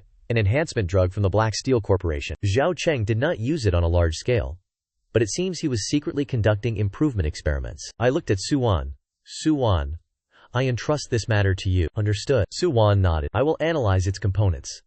If its side effects can be eliminated, it will become a weapon for us against high-level mutated beasts. Otherwise, destroy it. I agreed coldly. We do not need to create short-lived monsters to protect our home. Understood. I stood up and adjusted my collar. The acquisition of battery technology means that real-world electronic weapons can now be put into daily operation. Let's go and see our new acquisitions. By the way, I should also prepare a special gift for the Black Steel Corporation. Inside Haidang Camp, my army was conducting the relocation like a whirlwind. Be careful with that microscope. It's a priceless antique from Germany. First, remove the hard drives from that server over there. That's right, be careful with static electricity. Package all samples. Take everything. Regardless of their utility, Professor Chen specifically instructed that even trash must be brought back for analysis. Under Suwan's direction, dozens of combat engineers in tactical armor were uprooting everything, even wanting to dismantle the whiteboards from the walls. Mr. Lin Zhaocheng stood beside them, watching helplessly as the emergency lights in the corridor were dismantled, the corner of his mouth twitching. Even those light bulbs were taken? I took a sip of water and replied decisively. Those are super durable nuclear energy bulbs. Though a bit old, they still perform admirably in the field. Wasting resources, Chief, is a crime. Lin Zhaocheng was helpless, resigned to defeat. He had finally witnessed the deep-seated tradition of frugality ingrained in our very blood. 2 hours later, the convoy, laden with supplies, departed from the ruins. The refugees peered out of the modified buses, their gazes timid and anxious. Where are we going? I don't know. I heard it's to Base 01. I hope there's a proper meal. When the sturdy perimeter wall and brilliant lights of Base 01 came into view, whispers of astonishment spread throughout the vehicles. Heavens, there's electricity here. Are those headlights? Aren't they afraid of attracting zombies? Look. There's even a greenhouse for vegetables. Greeting them were not pointed gun barrels, but containers of warm, hot food. Everyone, please, disembark and proceed with the showering and decontamination process as instructed. As 12 years of accumulated radioactive dust were washed away, and they donned new clothes, clutching hot steamed buns and stewed potatoes with meat, the psychological defense wall of those who had wandered aimlessly in the wasteland finally crumbled. This meat is real meat. I thought I would never eat white flour again. Mother, this water is so sweet. Lin Zhaocheng carried his food tray and sat huddled in a corner, watching his subordinates ravenously devour their food, then observed the clear eyes of the people within the base. I have lost. He picked up a piece of braised pork, swallowing his ambition along with the meat.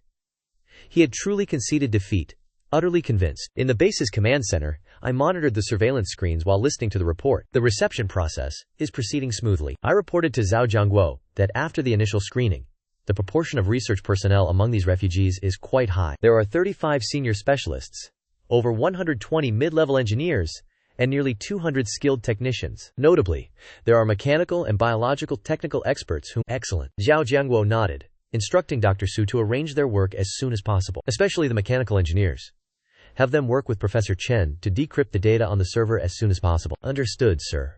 Lin Han suddenly spoke, his expression extremely grave. However, guards on outer patrol reported that as the convoy returned, they felt vibrations from the ground. These vibrations were not like those caused by tanks. The frequency of the vibrations was very low and originated from deep underground, as if something colossal was stirring. My heart sank. An electronic map flashed in my mind. Directly beneath the city center lay the legendary Mother Nest. Could this relocation have disturbed it? Increase vigilance, Zhao Jiangguo commanded in a deep voice. Activate radars to full capacity, double the drone patrol range. Upon detecting any abnormality, immediately sound the level 1 combat alarm. Understood. Simultaneously in the real world, within a top-secret underground command center in Beijing, Professor Chen, his eyes bloodshot, carried a silver briefcase and stood before a group of high-ranking leaders. individuals with enough power to shake the international landscape. "Respected Commander, esteemed leaders," he began. "After 48 hours of continuous cross-referencing by 3 teams from the Academy of Sciences, I can now responsibly report to the organization that we have grasped the key to unlocking the future." In absolute silence, the elders seated at the head slowly spoke. "Professor Chen, you are a meritorious minister of the nation and a towering figure in the scientific community. What we require is data, not bravado." "Understood." Professor Chen Guofeng straightened his back and activated a large screen. "This is Sample 01, he announced. "The solid-state hydrogen battery that Comrade Lin Han brought back from the lighthouse camp in the other world. Energy density 5,000. This is not merely a number," he continued. "It signifies that if we install it into a submarine, our conventional submarines could dive indefinitely, just like nuclear submarines. If we equip it in tanks, our armored forces would no longer require accompanying fuel tankers. If we integrate it into drones, our swarm of UAVs could circle the Earth 3 times without needing to land. And this is merely the tip of the iceberg." The image shifted. "This is the carbon chip architecture synthesized and transmitted back by Dr. Su Wan. Although we currently lack the lithography machines to produce it, its design philosophy is a full 2 generations ahead of our current silicon chips. If we can master it, our nation's 30-year struggle under Western chip restrictions will become a thing of the past. Furthermore, consider the neural simulation control algorithm of this exoskeleton. The fundamental logic behind this holographic image." The entire meeting room erupted in fervor. "Has it been verified?" The elder tapped the table. "It has been verified," came the reply. "We used that battery to power a high-energy laser emitter in the laboratory. The result was that it effortlessly burned through 10 layers of tank armor plating, with the battery's charge depleting by less than 1%. The elder looked at Zhao Jiangguo on the video screen. "Zhao Jiangguo, does Comrade Lin Han have any opinions on this?" "Reporting, Commander," Zhao Jiangguo replied in a deep voice. "Comrade Lin Han's stance is very clear. Dedicate it to the nation." He only made one request, hoping the nation could utilize these technologies to swiftly form combat power, reciprocally supporting the other world, because the threats on that side might far exceed our imagination. The elder swept his gaze around the hall. "Comrades, if heaven grants something and one does not take it, they will surely be punished by heaven. If that young man has entrusted this immense asset into our hands, then we must not only accept it, but also forge it into a sharp sword to protect the rejuvenation of the Huaxia nation. Firstly, I propose the establishment of the Kunlun Technology Corporation, using the guise of military-civilian integration, led by Comrade Chen Guofeng, to gather the strength of the entire nation and focus on reverse engineering the technologies of the other world. Secondly, elevate the security level of the Spark Plan to the highest tier. Aside from those present here, and those directly involved, anyone attempting to probe for information will be charged with treason. Thirdly, approve the deployment of additional engineer corps and special forces companies to Base 01. Comrade Lin Han is correct. We must provide mutual support between the 2 worlds. Experiments that cannot be conducted on Earth shall be carried out there. Whatever supplies they lack, we shall provide. If they need personnel, we shall provide personnel. If they need funds, we shall provide funds. If they need weapons, we shall provide weapons." The old man suddenly stood up.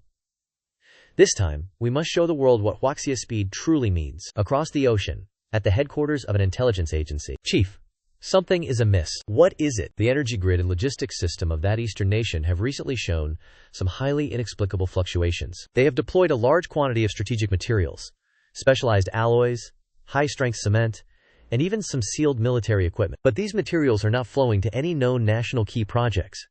Not for aircraft carrier construction, nor are they being transferred to the launch center in the northwest. Their destination is very vague. They seem to be converging on a southern coastal city, but then, like mud sinking into the sea, they vanish without a trace. Furthermore, the civilian grid load in that area has not significantly increased. Conversely, encrypted communication traffic through military optical fibers has surged by 300%. Strange.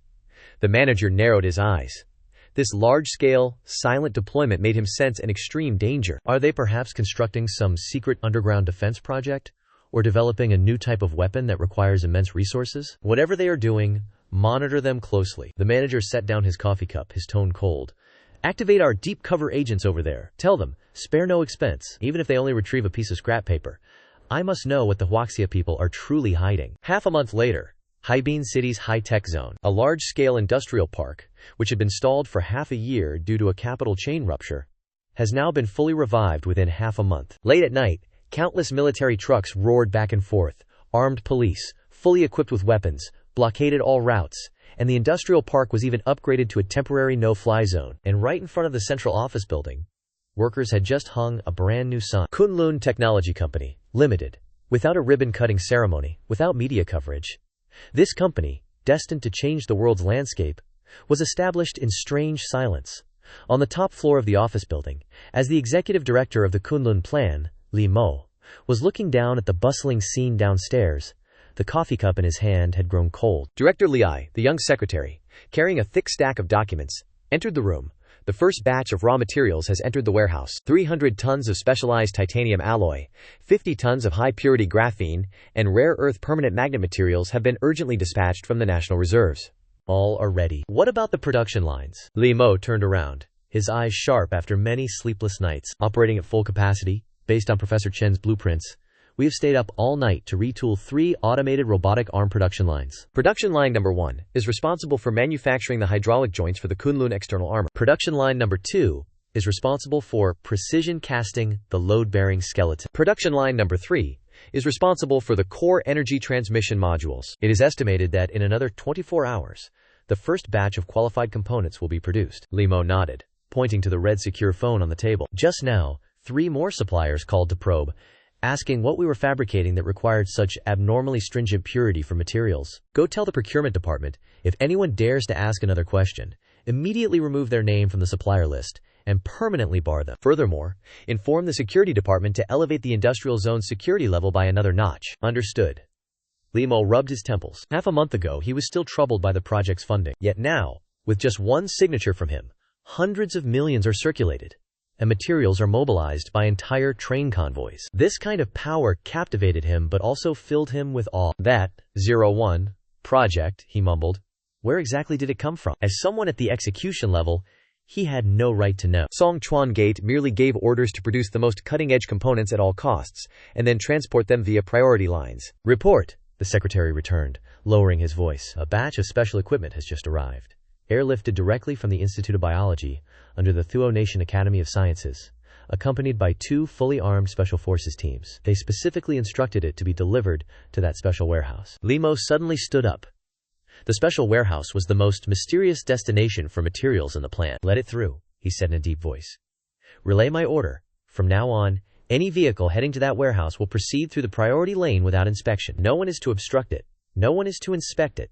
And no records are to be made. In the parallel world, Forward Operating Base 01. After the personnel and equipment from the Haidang camp were fully integrated, the once cold military base now had a touch of warmth from scientific research. The second basement had been converted into a comprehensive laboratory. Absolutely magnificent.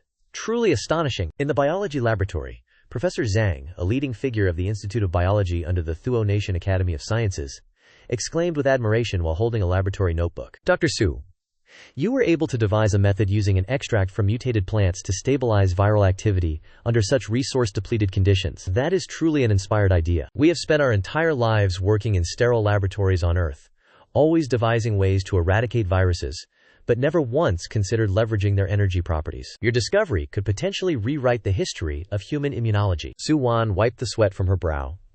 Actually, it was just out of necessity. At that time, there was no refrigeration equipment, and the virus samples would lose activity if they left their host for more than 3 hours. I tried everything at hand, and finally discovered that the sap from the devil-faced vines growing in these ruins could cause the virus to enter a state of dormancy. Indeed, truth is born from practice. Another physicist stared intently, and then there is this energy core.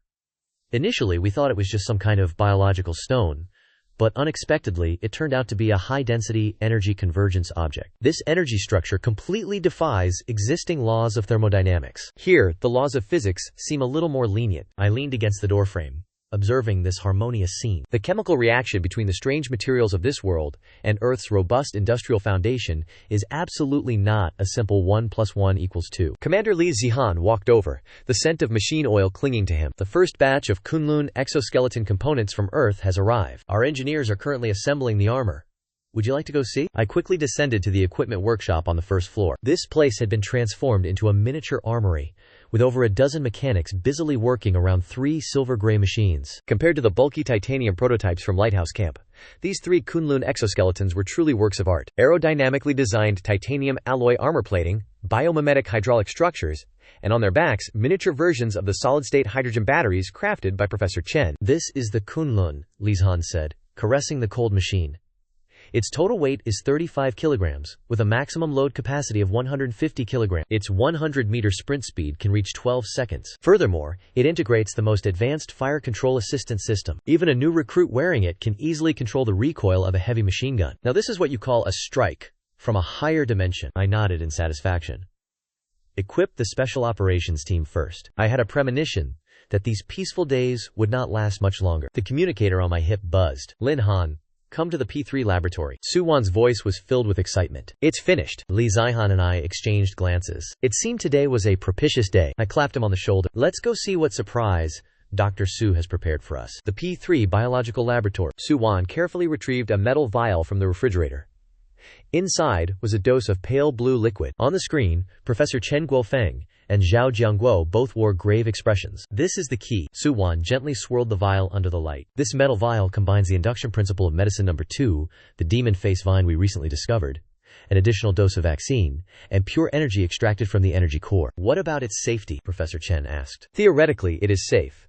Suwon's expression was very serious. The original version of drug number 2 violently unlocked the human gene sequence, forcibly exchanging life. However, he could understand this improved version as a gentle key. It does not forcibly unlock genes, but stimulates cellular self-repair and micro-enhancement through the supplementation of high-purity energy. What about the effectiveness? Zhao Jiangguo was more concerned with practical application. While not as exaggerated as the berserk state, Suwon estimated it could enhance strength and endurance by approximately 30% compared to an ordinary person. Reaction speed increased by 20%. Most importantly, it could significantly strengthen the immune system, creating a certain resistance against viruses. In other words, warriors injected with this drug, even if scratched by a zombie, would largely not mutate as long as an antidote was administered within 1 hour. This is a breakthrough of strategic importance. Professor Chen excitedly slammed the table, but Suwon changed her tone. This is, after all, a first-generation experimental product. We need a volunteer to conduct human clinical trials. Let me do it. I directly extended my hand. I am the person in charge of the base. I have a duty. Don't act recklessly. Zhao Jiangguo's words cut me off. Lin Han, you are not only the person in charge of the base, but you are also the sole host of the Twin Realm Gate. Your life belongs to the nation, not to yourself.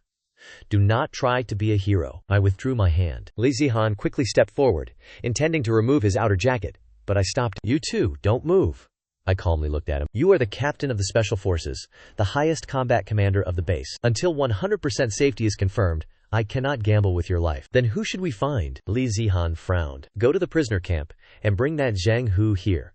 Tell him there is a chance to change his life, and ask if he dares to take it. Give the order. Understood. 5 minutes later, Zhang Hu, once an assault soldier for the Black Steel Corporation, stood drenched in sweat in the laboratory. This drug can make you stronger, but it can also kill you. I stared at him, getting straight to the point. If successful, you will become an official combat operative of Base 01, receiving double the accumulated points as compensation. Past transgressions will be overlooked. If you fail, we will erect a tombstone for you. Zhang Hu's throat convulsed violently. The immense temptation had overcome his fear. Boss, I'll do it. He gritted his teeth and slumped onto the experimental table. 18 years from now, I shall begin anew as a hero. The cold needle pierced the vein in his neck, and half of the serum was injected. Zhang Hu let out a horrific scream. His entire body's muscles twitched madly, veins bulging like rampaging fire dragons. His heart rate surged to 160, and his blood pressure skyrocketed. Suwon clenched her fists, noting his physique was not as strong as Captain Li Han's, making his reaction even more violent. Hold him down! The Special Forces members forcibly held down his limbs. He foamed at the mouth and thrashed wildly. 10 minutes of agony felt like torture in hell. Until the convulsions finally ceased, he lay limp as a pile of mud. His entire body was flushed red, his heart rate had decreased, and his body temperature was normal. Suwon let out a long breath. It's a success. Zhang Hu opened his eyes. The world seemed unusually clear, and the weakness caused by hunger was now replaced by explosive power. He suddenly sat up, instinctively clenching his fist. The steel handgrip in his grasp crumbled to dust with a crunch. Even he was startled by his own strength. His strength had increased by approximately 40%. Suwon glanced at the data. Perhaps because his initial foundation was quite weak, the degree of enhancement was even more pronounced. Very good. I looked at Zhang Hu, who was still bewildered. Congratulations, you've won your gamble. From this moment forward, you are a member of the elite fire squad. Thank you, boss. Deeply moved, he knelt and prostrated himself in gratitude. Just then, a violent tremor made the cups on the table fall and shatter completely. Alarm! Lei Long's anxious voice roared through the intercom system. The underground defensive wall has been breached. Repeat. The underground defensive wall has been breached. Something has just entered. Damn it. Right beneath the armory. My expression darkened. The armory is the lifeblood of the base.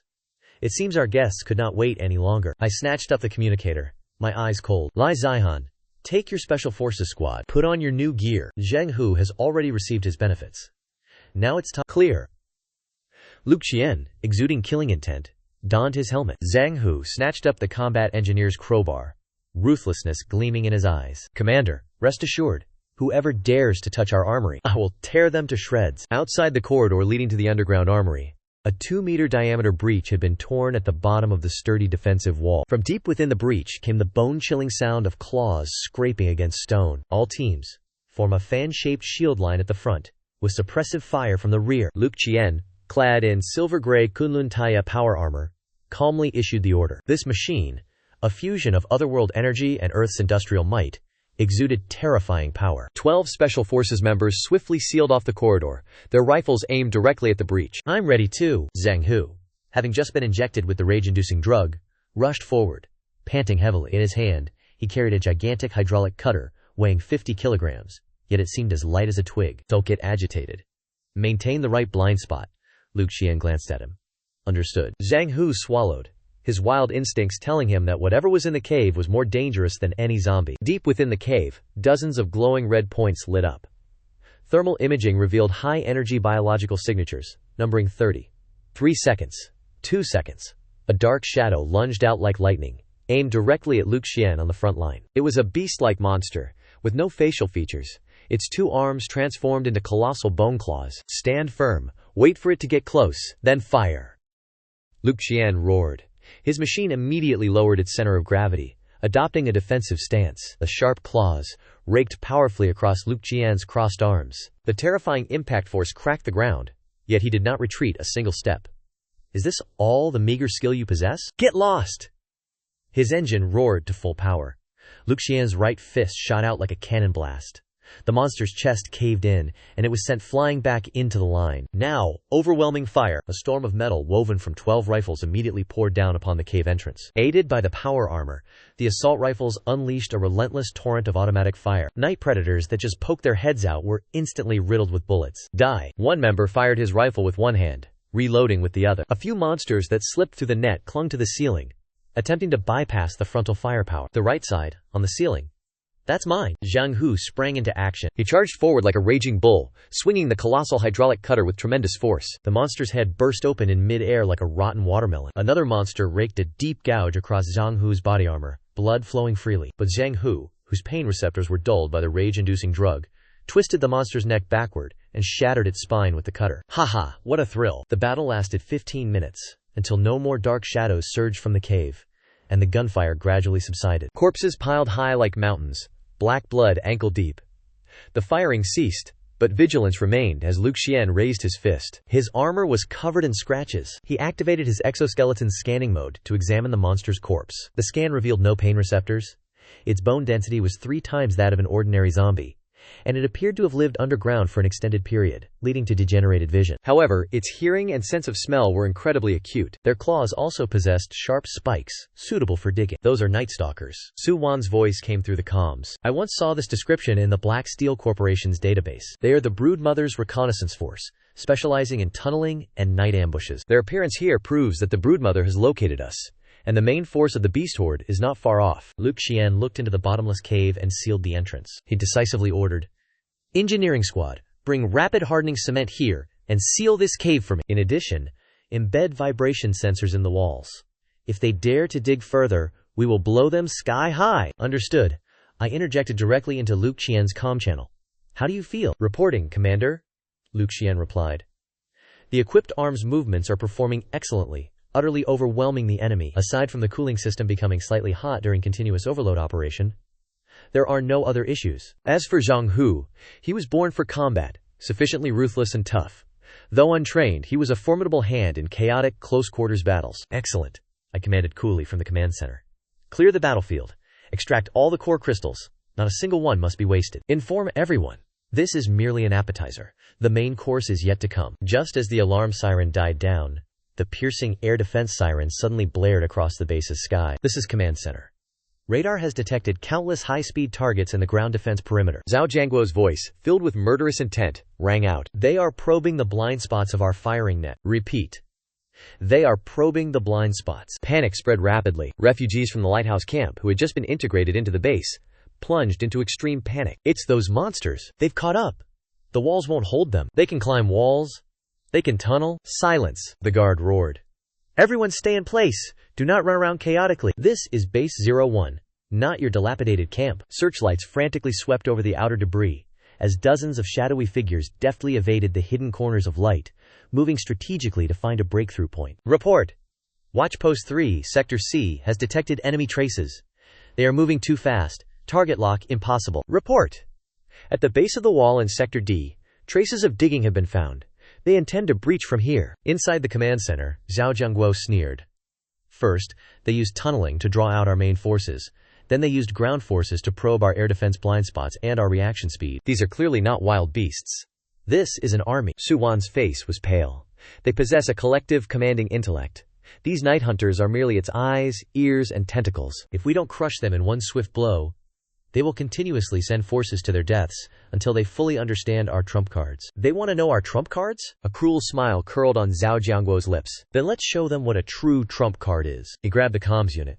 Lei Long. Activate the area denial system. Fire 5 flares to light up the entire sky for me. Then have the ground shield begin warming up. Understood. 5 flares immediately turned the night into day. The night hunters pressing against the wall and the carrion dragon soaring in the sky had nowhere left to hide. The camouflage on the base's colossal turrets was removed. The advanced close-in air defense system, the Earth Shield 3000, was revealed. An 11-barreled, 30mm rotary cannon with a firing rate of up to 11,000 rounds per minute. Radar locked onto targets. Fire control data calculations completed. Die. Lei Long pressed the firing button. Ultra-high-density armor-piercing rounds, gleaming like scorching whips, erupted like the scythe of death, sweeping with terrifying precision. The carrion dragons in the sky didn't even have time to scream, instantly torn into shredded flesh within 5 seconds. The fiery whips swept across the ground, the terrifying firing rate of 180 rounds per second crushing the night hunters and their cover into dust. With just 5 seconds of sweeping fire, the probing monsters had completely vanished, leaving behind only gruesome pulp. The roar of gunfire ceased abruptly. The survivors gaped open-mouthed, terrified by this godlike power. It's over? An outpost guard stammered in shock. Before, to kill just one monster like that, we would lose several brothers' lives. As for those dragons, we couldn't even scratch their scales, yet they only took 5 seconds. This is the true difference. A veteran soldier proudly clapped him on the shoulder. This is called information and firepower integration. Once radar sees you, you're already dead. Here, any problem that can be solved with ammunition will absolutely not be traded for human lives. Get used to it. Inside the command center, the report came. Target confirmed, destroyed. Radar no longer detects high-energy signatures in the area. They've retreated, Su Wan observed, looking at the screen. The progenitor has severed contact with these scout units. It has gained the information it sought. A ground assault is not feasible, and an aerial assault is impossible. This will force it to change its approach. Zhao Jianguo gazed intently at the night sky. Inform everyone. Do not let down your guard. If the probing has concluded, it is highly likely that the preceding combat allowed his special forces team a moment of respite. Furthermore, he gazed at Su Wang. The core materials extracted from the recently deceased Dr. Su must be prioritized for Zhang Hu's group. We require more enhanced warriors. For the upcoming battle will be the true decisive engagement. Half a month later, in the dead of night, at the Kunlun Technology Industrial Park in Haibin City, the complex blazed with light.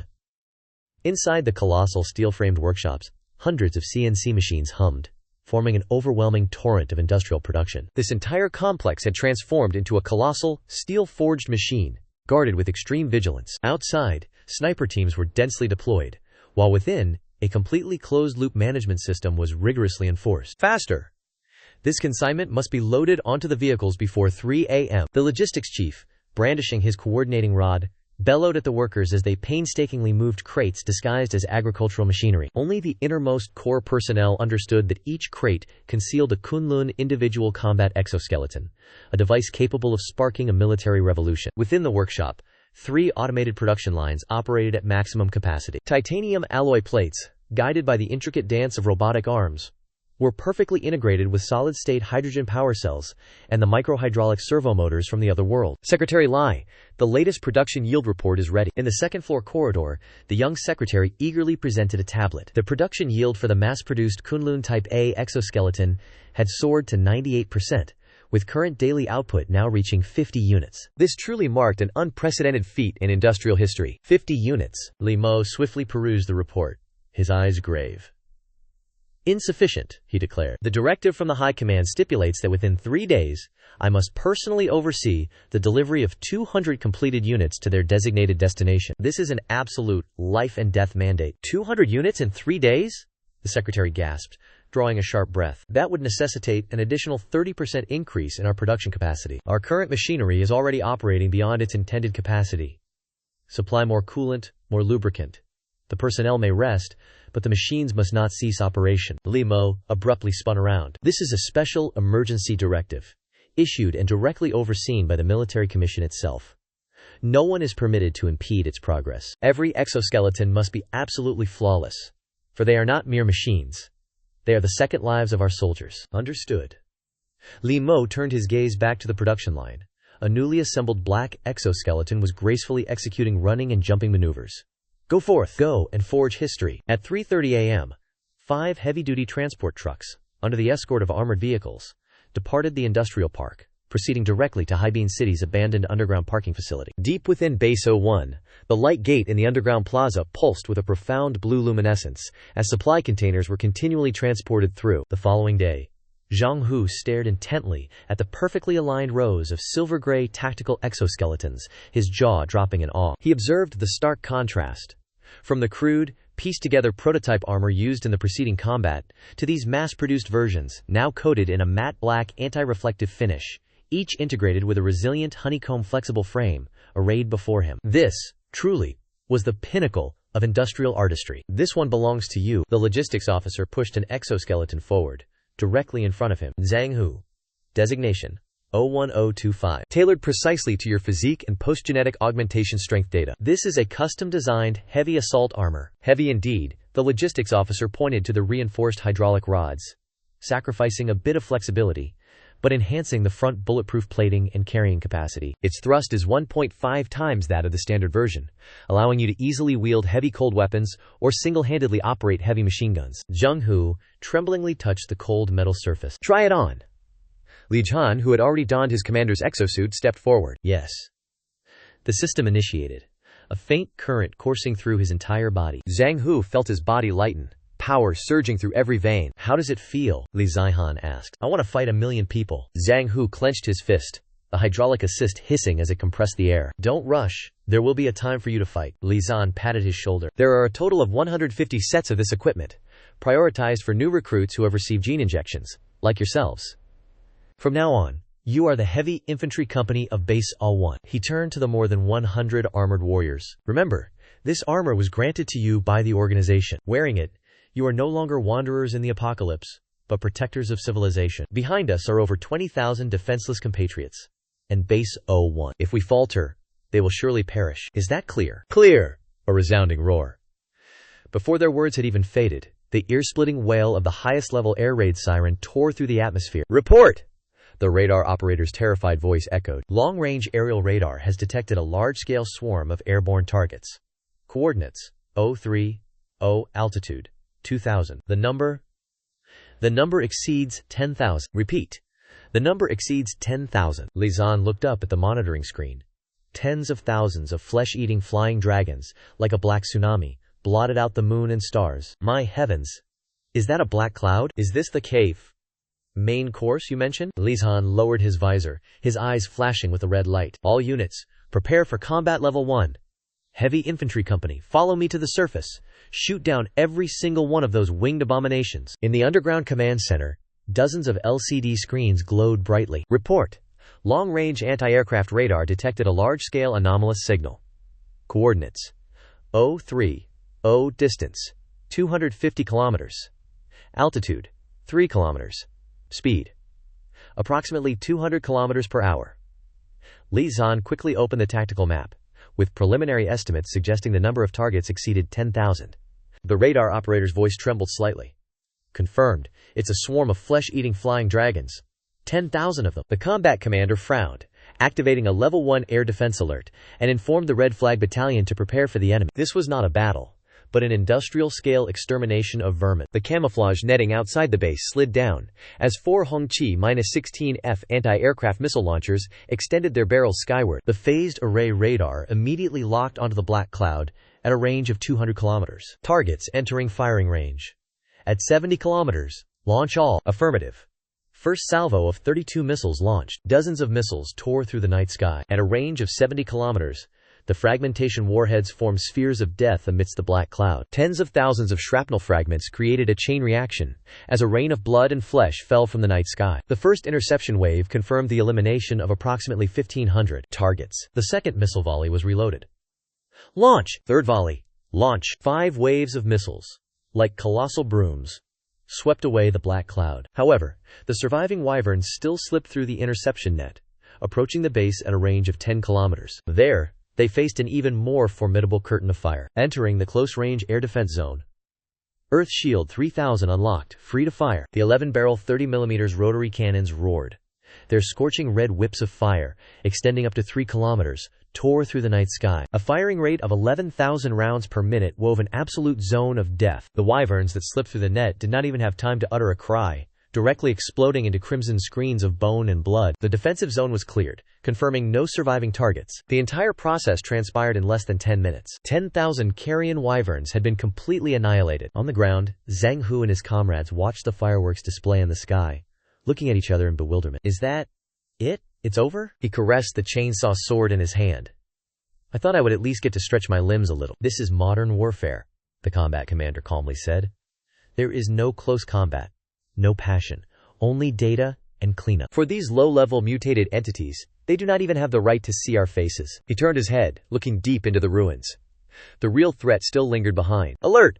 The radar operator's voice suddenly trembled. High-energy target response detected. The target is moving extremely fast. It is flying close to the ground, 5 kilometers from the base, at an altitude of less than 50 meters. On the large screen, a colossal purple light spot. It had been utilizing the low-altitude disturbance and the countless flying dragon carcasses strewn across the sky for concealment, until it suddenly surged forth upon approaching within 2 kilometers of the base. This was a premeditated assault. The Earth Shield locked onto the target, while the Fire Whip maintained its defensive posture. However, the 30mm high-explosive armor-piercing rounds only caused ripples around the target, completely repelled by a thick, dense, dark purple aura. An energy shield, Su-Wan exclaimed. According to the research data from the Lighthouse Camp, this is a unique ability possessed only by Grade 3 mutated entities. They can convert the energy within their core into a biological force field, forming a physical defense. What is its rigidity? Extremely high, at least equivalent to composite armor, over 500 millimeters thick. Under the spotlights, a colossal flying dragon king, with a wingspan exceeding 15 meters, revealed itself, enduring the firepower of the Earth Shield. Its eyes blazed with furious strategic intent as it plunged towards the base like a purple meteor. It was expending the shield's energy, but at this rate, it could entirely reach the base before the shield was depleted. The tank's elevation angle was insufficient. It could not lock onto the target. Lei Long shouted over the comms channel. It's flying too high. Our main cannons cannot reach it. I gazed at the approaching bright spot, my eyes cold. Lei Long, do not be hasty. Li Zahan calmly spoke over the central comms channel. If missiles won't hit, and anti-aircraft guns won't penetrate, then he drew a projected interception zone, preparing to initiate Capture Plan 0, activating the electronic gravity trap. All ground personnel, immediately enter the shelters. Heavy Infantry Company, prepare to meet the enemy. Li Zhan, prepare for action. Clear a path for it to enter. Li Zhan, lock onto that purple shadow. If it wishes to attempt a decapitation strike, we will see it through to the end. If it desires close quarters combat, we shall oblige. Understood. The Heavy Infantry Company is in position. We will await it at the base plaza. Li Zihan responded coldly. Su-Wan, analyze its weaknesses. Understood. The shield's energy originates from the core within its body. If we can attack the core directly, or cause its energy depletion rate to exceed its replenishment rate, the shield will immediately collapse. In other words, we need more powerful firepower, or more precise attacks. Theoretically, the 125mm tank gun's armor-piercing rounds are capable of penetrating its shield, Su-Wan said, but on the condition that it is on the ground, or at a sufficiently low altitude for the tanks to aim. Then let it descend here. Li Zhan drew a red circle on the main screen, his eyes like torches. If it wishes to attempt a decapitation strike, We will see it through to the end. The hard surface of the central base plaza immediately cracked open. The colossal Fei Longwang descended, a furious gale scattering supply crates in its wake. It raised its head high, emitting a soul-shattering roar. Its purple eyes were filled with disdain and savagery. Yet, the panicked retreat it had anticipated did not occur. The plaza remained utterly silent, cold searchlight beams shining directly upon it. Dozens of warriors, clad in heavy-duty outer armor, slowly stepped forth, clutching unactivated chainsaw swords or power spear launchers. The lead figure twisted their hydraulic neck joint. "Welcome to hell!" The Fei Longwang seemed to understand this provocation, roaring in fury. Its tail, bristling with sharp spines like a siege hammer, lashed out with a whistling sound. Lu Qian roared, his hydraulic pumps instantly engaging, propelling him to the right as the colossal tail struck the reinforced concrete, forming a half-meter deep trench. "Action! Don't let it fly!" 4 special alloy steel cables shot out like venomous snakes. Clang! The cables latched onto the Fei Longwang's wing joints. 2 others wrapped tightly around its hind legs. The Fei Longwang thrashed madly, beating its wings furiously. "Pull it back, damn it! Pull it back!" Zhang Hu roared, activating his outer armor's power to maximum. His steel legs scraped against the ground, sparking, as 3 other warriors also strained to hold the cables taut. The 4 combined generated over 5 tons of pulling force. Yet against a Grade 3 Beast King, this amount was utterly insignificant. The Fei Longwang gave a mighty flap of its wings, instantly lifting all 4 individuals clear off the ground. Damn it! The disparity in strength is too vast. This beast must possess tens of tons of thrust. Hovering in midair, Zhang Hu gnashed his teeth. Then let's give it a taste of real power. Whir! Lu Qian activated his chainsaw sword, utilizing the thrust to leap up like a cannonball, charging straight towards the Fei Longwang's scaleless underbelly. The Fei Longwang opened its bloody maw wide, and deep within its throat, a purple light flared. "Careful! It's about to spray acid!" Su Wan yelled over the comms system. "It's too late!" Lu Qian crossed his arms to protect his body and brace for impact. Splat! A thick stream of purple acid immediately engulfed him. Sizzle! Sizzle! Sizzle! White smoke billowed from his armor, and emergency alarms blared loudly. Warning. Armor integrity reduced to 60%. Warning. External sensors offline. Zhang Hu's eyes seemed to bulge.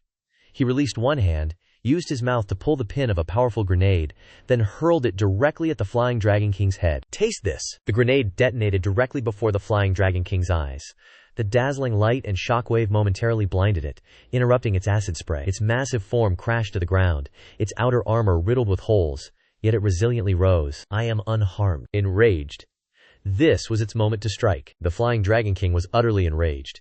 It folded its wings and charged forward like a heavy tank, intent on crushing these pests into paste. The ground trembled, yet not a single soul retreated, for the true king was about to emerge. From the shadows of the side garage, a muffled sound of reloading echoed, followed by the reverberating grind of tracks crushing the ground. The instincts of a Tier 3 creature made the Flying Dragon King momentarily halt. A cold, heavy steel behemoth rolled out of the shadows. A Type 99 main battle tank. Its 125mm smoothbore cannon was aimed directly at the Flying Dragon King's head, at a distance of less than 50 meters. "They say your shield is exceptionally tough?" I spoke coldly over the communication channel. Armor-piercing round loaded. The Flying Dragon King sensed the fear of death, and frantically mobilized its energy. The purple energy shield doubled in thickness. The cannon fired, its muzzle flashing brilliantly, blowing away even gravel. With an initial velocity of 1700 meters per second, the fin-stabilized armor-piercing projectile streaked out. Before this absolute kinetic energy, the purple shield, supposedly capable of blocking 30mm artillery, shattered like a thin sheet of paper. The armor-piercing round pierced through the Flying Dragon King's chest, carving a massive, gaping hole directly where its vital core lay. Blood, flesh, and internal organs splattered everywhere. The projectile's remaining kinetic energy was still enough to create a deep crater behind the monster. The Flying Dragon King died standing. The purple light extinguished, and the colossal beast's corpse crashed to the ground. Good heavens!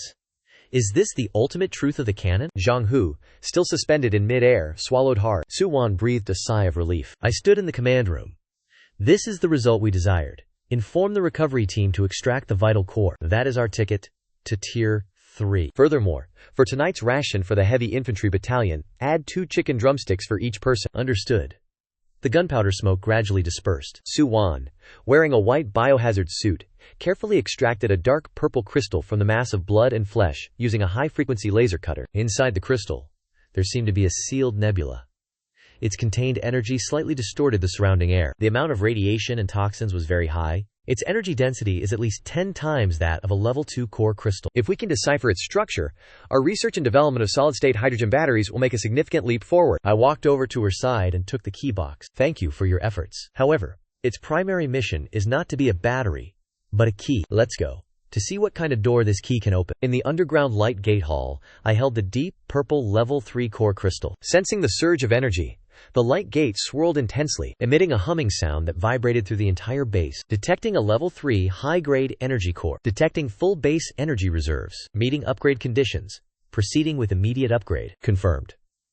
The core crystal transformed into a stream of purple light, merging into the center of the vortex. An invisible wave spread out, and the light gate rapidly expanded into a 10 by 10 meter square, wide enough for 2 main battle tanks to pass through side by side. The blue border of the gate now displayed a noble purple hue, along with mysterious fluorescent characters. Dual World Gate System LV3. Size, 10 by 10 meters. 50% reduction in energy consumption for continuous open state. New feature unlocked. Personal spatial pocket. Unlocked a secondary spatial vault of 1,000 meters cubed, absolutely safe, with time stagnation. The subgate can open a portal at a designated location in the other world, directly connecting to the main gate, realizing instantaneous material transfer. Environmental filtration field. Centered around the light gate, with a radius of 5 kilometers, it automatically purifies viruses and radiation in the air and suppresses the activities of low-level zombies. The personal spatial pocket has finally manifested. I attempted to store the key box. The process took less than a second.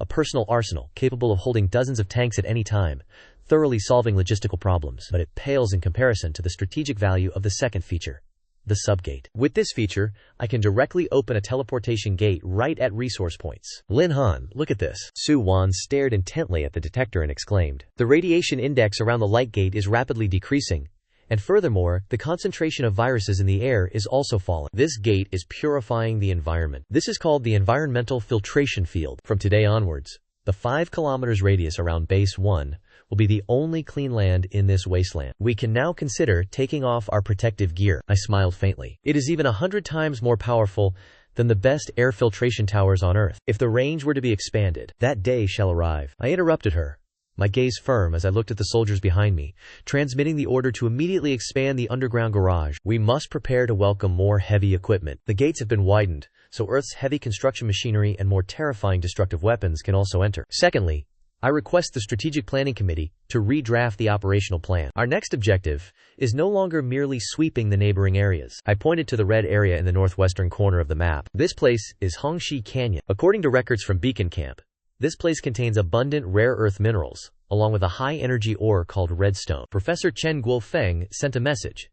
The reverse engineering process for solid-state hydrogen batteries on Earth has encountered obstacles. We can produce the batteries, but we cannot resolve the stability issue at high power output, which prevents miniaturization. This redstone is a perfect, natural stabilizer. Only by acquiring it can we truly mass-produce military-grade high-energy batteries, providing a true heart for the Kunlun exoskeletons. I pointed my hand towards the city center. This is the Tiankong building, once the tallest building in Heisan City. It possesses the most complete, pre-war technological data repository and a supercomputing center. Suwon appeared pensive. These two locations hold immense strategic value, but the cost would be too great. With our current military strength, a forced assault. That was true before, I said, a confident smirk playing on my lips. But now, with the auxiliary spatial gate, distance is no longer an issue. We will go to Hongxi Canyon and plant our flag, turning that mining area into our backyard garden. The third basement level of the Happy Homeland residential area in Haishin City, Lin Hao's base. This is the first forward operating base established after the nation took control of the Gate of Light. After 3 months of urgent expansion, this place has formed a colossal underground fortress with heavy-duty railway lines extending directly to the military depot. The colossal Gate of Light in the core area rippled. Suwon stepped out, wearing a dark blue uniform, with only an unshakable weariness visible between her brows. Welcome to Earth, Dr. Su. I leaned against a metal platform, idly tossing my car keys, and greeted her with a smile. Suwon greedily inhaled the air. In the alien world, at Base 01, no matter how thick the protective walls, outside was always radiation dust and the stench of decay, a pressure that made people not dare to breathe deeply. But here, even the smell of dust in the basement was sweet. All indicators are normal. No viruses detected. The green light on the inspection machine lit up. Thanks to the purification field of a third-level light gate, the process of decontamination and sterilization of extraneous matter was omitted. Go to the changing room and change your clothes first.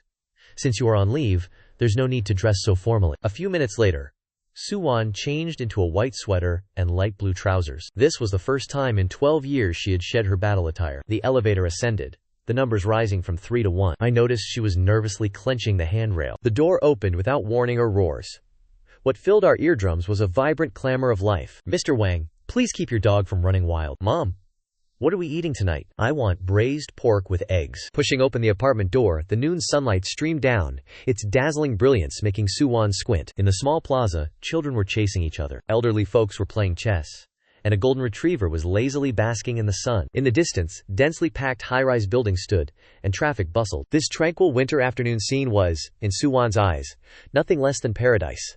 Unbidden, tears welled up and spilled from her eyes. In the other world, plants were man-eaters, and life was a chorus of desperate screams. But here, life was freedom. It was the sun. She extended her hand, and the warmth seeping into her palm melted the 12 years of frigid ice accumulated within her blood. "Indeed, the sun," I said softly, standing beside her. "There's no need to worry about radiation, no need to worry about acid rain, and no need to worry about mutated creatures suddenly bursting forth. Here, you can sleep under the sun until you wake up naturally." "Thank you," she choked up, her voice trembling. "If I hadn't come here, I would have almost forgotten that the world originally looked like this." I handed her a tissue, staying silently by her side. "This truly is our spiritual haven." After a long while, Soo-won stopped crying. We sat shoulder to shoulder on a stone bench.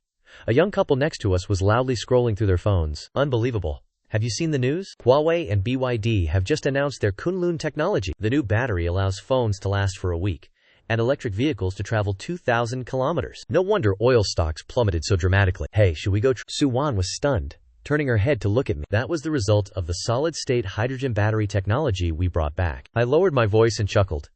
"The byproduct technology alone is enough for Earth's science and technology to take a giant leap forward." "Is this what peace truly means?" she muttered to herself. "Indeed, we bring back the nightmare from that side, transform it into a miracle on this side, using the resources of that world to protect the peaceful and warm rhythm of life in this world." Soo-won fell silent for a long time, then suddenly broke into the most relieved smile she had shown in the past 12 years. "Lin Han, take me for a walk. I want a bubble tea with extra sugar and ice." I chuckled, making an inviting gesture. "Your bubble tea with extra sugar and ice, ma'am." I handed her the icy cold cup. Soo-won took a satisfied sip, feeling the burst of sweetness explode in her mouth. "So sweet. Over on the other side, supplies are controlled, and there's never any ice." She gazed at the swirling ice cubes in her cup, her eyes somewhat dazed. "Do you know, at the lighthouse encampment, we didn't even have an ice maker. Even during the hottest summers, we could only drink warm water." We walked to the outdoor seating area of the shopping district. She stared at the elderly people pushing baby strollers, her gaze gentle yet filled with sorrow. "Children," she spoke softly. "On the other side, it's already rare to see infants. At the lighthouse encampment, if a pregnant woman is discovered, everyone will yield their best resources, because every new life is a beacon of hope. But even so, over the past 12 years, the base has only welcomed the birth of 3 children, 2 of whom died prematurely, before they were even a month old." I remained silent. This pain was beyond words. "Come on, let me take you around the mall." Half an hour later, at Hygiene City's largest shopping center, Soo-won stood frozen like a statue. On the shelves were radiant fruits piled high like mountains, in the refrigerators was neatly arranged fresh meat, and there were even live fish swimming. "These things? Are all of these real?" She picked up an apple and sniffed it. It was the refreshing aroma of pure fruit. "Over on the other side, this kind of unpolluted fruit is only enjoyed by the elite. Yet here, they are just piled up indiscriminately by the roadside." Watching a store employee throw slightly bruised strawberries into a trash can, Soo-won's fists clenched tightly, her breathing becoming ragged. "This is too extravagant. They fundamentally have no idea how precious these things are. If in that other world, these few strawberries could cost 10 lives." She could not bear to look further, turning to walk towards the daily necessities section. Dozens of fragrant shampoo and shower gel brands reminded her of the black soap made from animal fat and plant ash in the lighthouse camp. "Can these things truly be eaten?" She pointed at the myriad of colorful, dazzling snacks and asked, "Of course. Why do you ask? In that other world, all food must undergo at least 3 viral and radiation inspections before it can be consumed." We ascended to the 5th-floor food court, where the fragrant scent of grilled meat and hot pot wafted towards us. Seeing the young people scrolling on their phones while complaining of too much meat, a pang of pain, one of pure luxury, flashed in Suwon's eyes. In that other world, being able to eat one's fill was already the greatest happiness. Therefore, I looked directly into her eyes, my tone serious. We must bring the nightmare from that side back here, transforming it into a miracle on this side. Using the resources of that world to protect the warm, ordinary rhythm of life in this world. Dr. Su, this is the true value of our work. Suwon fell silent for a long moment, the urge to protect all these things surging powerfully within her. Lin Han. She suddenly raised her head, her gaze utterly resolute. I will not go sightseeing anymore. Take me to Red Rock Canyon. So soon? I was a little surprised. Didn't you say you would relax for a day? I have relaxed enough. Her gaze swept across the myriad lights of homes outside the floor-to-ceiling window. She turned back, looking at me with fiery eyes. Compared to strolling the streets, now I wish even more to see those red rock formations transported into the laboratory. Only those things can protect the lights of this place, and can also illuminate the darkness in that other world. I retracted my playful demeanor, adjusted my collar, and extended my hand towards her. As you wish, Madam Head Scientist. To thoroughly resolve the stability issue of high-energy batteries, I must establish a resource point at Red Rock Canyon in the other world. And the first step is to establish a spatial anchor point at Special Storage Facility number 3 on the Earth side. This is the starting point of the secondary gate. I patted the cold wall, recording the coordinates. Good. Preparations on this side are complete. The next mission is to go to the other world, to open the other end of this gate. Lead Zihan habitually rechecked his equipment. The helicopter squadron was ready. According to the plan, we will take off from Base 01, breaking through 128 kilometers of airspace, advancing directly into Red Rock Canyon. Then, let us depart. I stepped through the gate of light. On the landing pad in the other world, 3 Z-20 helicopters and 2 Z-10 armed helicopters were tearing through the stillness of the wilderness. Boarding the aircraft, I led the elite team as we resolutely soared into the sky. Suwon stood on the ground, her face filled with worry. Dr. Su, wait here for my news. When the secondary portal opens, you can directly pass through. It will be both safe and swift. Objective: Red Rock Canyon, altitude 1500. Maintain radio silence upon departure. 5 combat aircraft streaked straight north, beneath the cloud shadows, gliding past the faint outlines of a flock of flying dragons. The atmosphere in the aircraft cabin was thick with killing intent. Attention! There are 7 flying dragons beneath the cloud layer, the pilot warned in a low voice. No need to worry, Li Xiaohan leaned back in his seat. We not only have anti-radar stealth coating, but also the beast-repelling mist, researched by Dr. Su. As long as we don't actively provoke them, they won't detect us. 40 minutes later, the ground, scarlet like clotted blood, appeared in our sight, detecting signs of large-sized creature activity below the target area. Requesting preliminary fire suppression. Approved. I looked at the dark shadow coiling below and gave the order. The rockets from the armed helicopters immediately pounded the ground. Amidst the mournful roars of the rock-armored giants, we rappelled down to the ground. I quickly moved towards that spectacular cliff face. Anchor point establishment complete. A shimmering, ominous blue portal suddenly burst open in the wilderness of the alien world. Behind it was a brightly lit warehouse on Earth. The passage was successfully established. I wiped away sweat. Captain Lai, send those behemoths through. Amidst resounding rumbling, the treads of the main battle tanks directly crushed the layer of red rock. In less than 5 minutes, the tank formation was fully deployed. The dark muzzles of the cannons locked onto targets deep within the dust and smoke. Several colossal rock-armored giants roared and charged out, attempting to defend their territory. It seems the indigenous inhabitants are not very welcoming. I gave a cold laugh, retreating behind the armor. All tank crews, attention, fire at will. The 125mm smoothbore cannons demonstrated absolute suppressive power. The alpha beast was blasted into a pile of mangled flesh in an instant. Its remaining brethren were utterly shredded by the metallic storm of 30mm autocannons. Security confirmed, Dr. Su. You may come through now. Suwon stepped through the portal of light, entering Red Rock Canyon. Seeing the off-the-charts mineral good heavens, the purity is even higher than I imagined. With an energy density such as this, even if not used for batteries, it would be sufficient as high-energy explosives. With these materials, not only can we create batteries, we can even attempt to replicate their energy shield technology. We must swiftly construct a sealed laboratory here. The night storms and radiation will not wait for us. Then let us proceed without reservation. I pointed to the construction vehicles continuously pouring in from behind.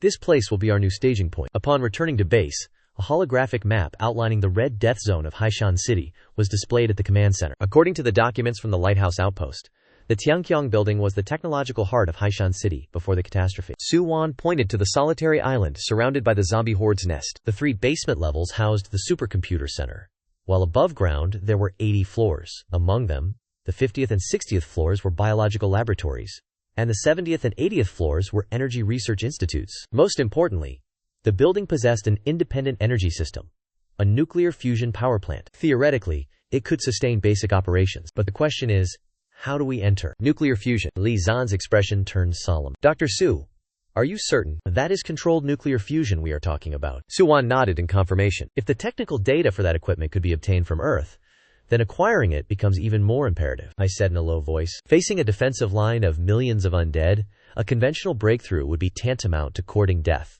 Direct assault is impossible. Li Zian, commander of the armored battalion, pointed to the industrial zone on the outer ring. We must employ a more direct method. What then? I pressed for an answer. Subsequently, a chilling, bloodthirsty smile spread across Li Zian's face. Request deployment of bombers from the airfield to drop incendiary bombs, incinerating the entire city center to ashes. Then incinerate everything. Use napalm and white phosphorus bombs to transform the entire Red Death Zone into a sea of flames. But the Tianqiang building. Suwan's brows furrowed tightly. The building is a reinforced concrete structure, and it possesses an independent energy system. Theoretically, it can withstand high temperatures. Furthermore, we do not need to incinerate the entire city. We only need to clear a safe path, then dispatch ground forces into the building. What about the mutated flying beasts? Therefore, we must construct air defense fortifications. Le Xian's finger traced across the map. This operation is not a small-scale raid, but a full-fledged military campaign. We will establish the first true military base in this other world. So how much time will it require? Suwan inquired. Engineer Wang, please elaborate. Director Zhao stated, according to drone reconnaissance, that industrial zone covers an area of approximately 2 square kilometers. If we deploy 2 engineering battalions, utilizing heavy machinery, it is estimated to take 3 days to clear and level the runway surface. However, this is the most ideal scenario. Should we encounter large-scale disturbances from the undead, it could potentially require more time. Then reinforce our defenses. Director Zhao looked towards the commander of the armored battalion. Le Xian, your armored battalion will be responsible for perimeter security. You must ensure the safety of construction. Understood. Then, what is the total duration of the operation? Suwan inquired. 5 days. Engineer Wang calculated swiftly. 5 days. Le Xian took a deep breath. This operation, sanctioned for thermonuclear technology, proves this risk to be worthwhile. Codename, Blazing Flame Operation. Approved for execution. Director Zhao declared his decision. 3 days later, the once desolate industrial zone had been transformed into a steel runway. Through the Level 3 light gate, batch after batch of disassembled fighter jet components were transported and rapidly assembled. Within the hangar, 6 H-6K bombers, laden with their infernal arsenal, were poised to unleash their might. Reporting, Commander, airfield construction is complete, and the fleet of aircraft has been assembled, ready for immediate takeoff. Excellent. Le Xian stood atop the air traffic control tower. Everything is prepared. We request your directive. Is the bombing mission approved for execution? Approved for execution. Director Zhao issued the final command, instructing the pilots to board their aircraft. The roar of colossal engines echoed throughout the desolate wilderness. This is Thunder Squadron. Preparing for takeoff. Approved for takeoff. 6 bombers, accompanied by 8 J-16 fighter jets, roared into the sky, flying directly towards Haishan City. Target confirmed. The Red Death Zone in the center of Haishan City was unexpectedly intercepted in the air by Fei Long. Attention. Detected approximately 30 carrion-eating Fei Long ahead, rapidly approaching our position. Understood. Escort squadron, prepare to intercept. Do not allow them to approach the bombers. Li Zihan commanded coldly. Lock target. Prepare to fire. Place. 15 missiles wove a deathly net of fire beyond ultra-long range. 2 minutes later, the threat vanished into thin air in the desolate expanse. Threat neutralized. Continue escort. Excellent. We have entered target airspace. Begin bomb release. Bomb release order received. Preparing to release bombs. Hundreds of napalm bombs rained down like a deluge upon the city area. Amidst resounding explosions, the Red Death Zone transformed into lava, a blazing sea of fire, and black smoke devoured the sky. Report. First bombing run complete. Target area temperature has risen to 800 degrees Celsius. Continue, Li Zihan commanded, his voice as cold as ice. Incinerate all the living dead to ash. Bombing runs alternately scourged the ground for an entire day. Until dusk, the Devil's Lair, once occupied by millions of living dead, had now become a scorched wasteland. Commander, report. Target area cleanup complete. Estimated survival rate of the living dead is below 1%. Excellent. Director Zhao stared at the screen and said, Li Zihan, ground forces may now proceed. The next day, armored convoys traversed the ruins that still exuded residual heat. Upon reaching the Tianqiang building, 4 personnel teams quickly dispersed. Lin Han led his people, taking the emergency elevator directly to the 80th floor. That was the heart of the Energy Research Institute. Found it, Lin Han said, pushing open the laboratory door. The energy shield generator and carbon-based chips lay silently within the iron cabinet. Quickly scan the data. Open them up. The cutting machines severed the final barrier. All data from the supercomputer center has been fully backed up. Biological laboratory samples have been collected. Equipment blueprints from the Energy Research Institute have been scanned, and core data from the thermonuclear power plant has been downloaded. Lin Han looked at the heavy chips and blueprints in his hands, deeply feeling the return of humanity's power. Mission accomplished. Prepare for withdrawal. Commander. Early warning aircraft radar detected large-scale aerial target signatures at a distance of 150 kilometers, approaching rapidly. As the convoy drove out of the ruins, the communication channel erupted with terrifying warnings from air traffic control. Report target characteristics, Lin Han calmly ordered. The radar screen was already glowing fiercely red. This radar return was denser and more fragmented, indicating at least 100,000 corpse vultures. 100,000? This figure caused the atmosphere inside the vehicle to solidify, and the faces of the accompanying experts turned pale. They were carrion-eating creatures bearing potent venom. Once they caught the scent of blood, they would become like rabid dogs, clinging to their prey and killing relentlessly. How much ammunition does the J-16 squadron have left? Lixian asked. Ammunition has been depleted. The convoy is 12 kilometers away, requiring 15 minutes at full speed. An engagement is anticipated in 8 minutes. A 7-minute discrepancy is enough to seal their death warrant. It doesn't matter if there are no missiles. Lixian's gaze turned ruthless. The J-16 squadron was to execute the shepherd dog tactic. They are wild beasts, not an army. Lixian sneered coldly.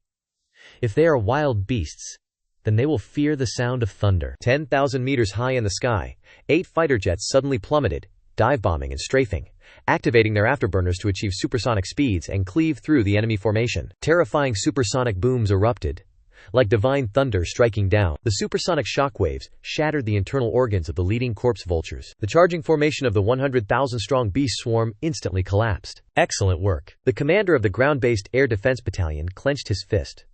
But this could only be a temporary reprieve. After a brief moment of chaos, the beasts swarmed, driven once more by their bloodthirsty instincts, clung relentlessly to the convoy. The convoy pressed forward at maximum speed, disregarding any formation.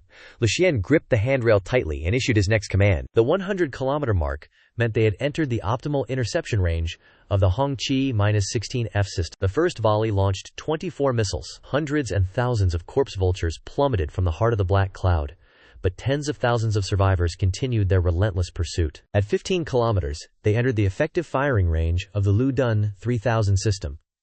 Commence firing.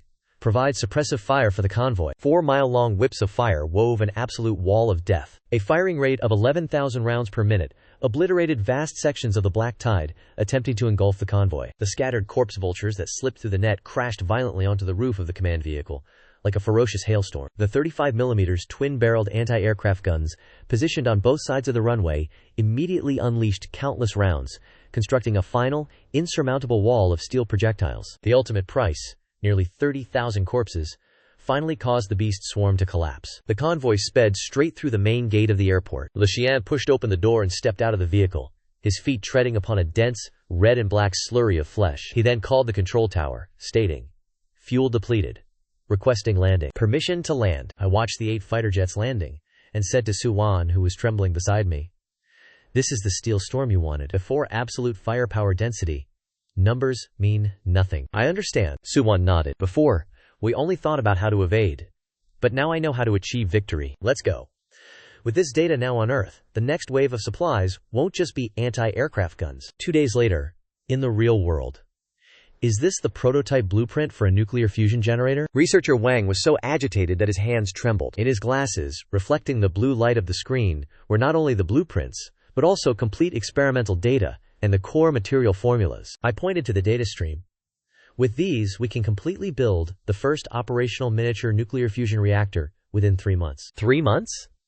Elder Wang took off his glasses, wiping away tears. If we followed our original progress, it would have taken at least another 30 years. Comrade Lin Han, you are bringing an entire future to our nation. This means we will completely break free from energy constraints. It means our industrial production capacity will experience explosive growth. It means we will hold an absolute trump card in international competition. Elder Wang, you flatter me. This is merely the beginning. Next, we also have carbon-based chips and city defense systems. These technologies will completely transform our industrial system. The nation has established a special project team for Plan to Ithach, with myself as the supreme commander, mobilizing top experts from across the country to dedicate all their efforts to achieving breakthroughs in these technologies. Regardless of lacking personnel, funds, or equipment, as long as you speak up, the nation will provide its full support. Currently, what we lack most is redstone, I said contemplatively. The advancement of solid-state hydrogen battery technology, as well as future high-energy weapons, are all inseparable from this high-energy stabilizing material. Although we have cleared a path into Redstone Canyon, the mining output still cannot keep up. You can rest assured about this, Elder Wang said with an air of absolute confidence. Our engineering forces have already entered the stronghold. The higher-ups have issued an order. At all costs, even if we have to hollow out that mountain, we must ensure the supply of redstone materials. I nodded, looking out the window. The industrial zone had transformed into a colossal construction site. The nation's war machine was operating at full throttle for the general offensive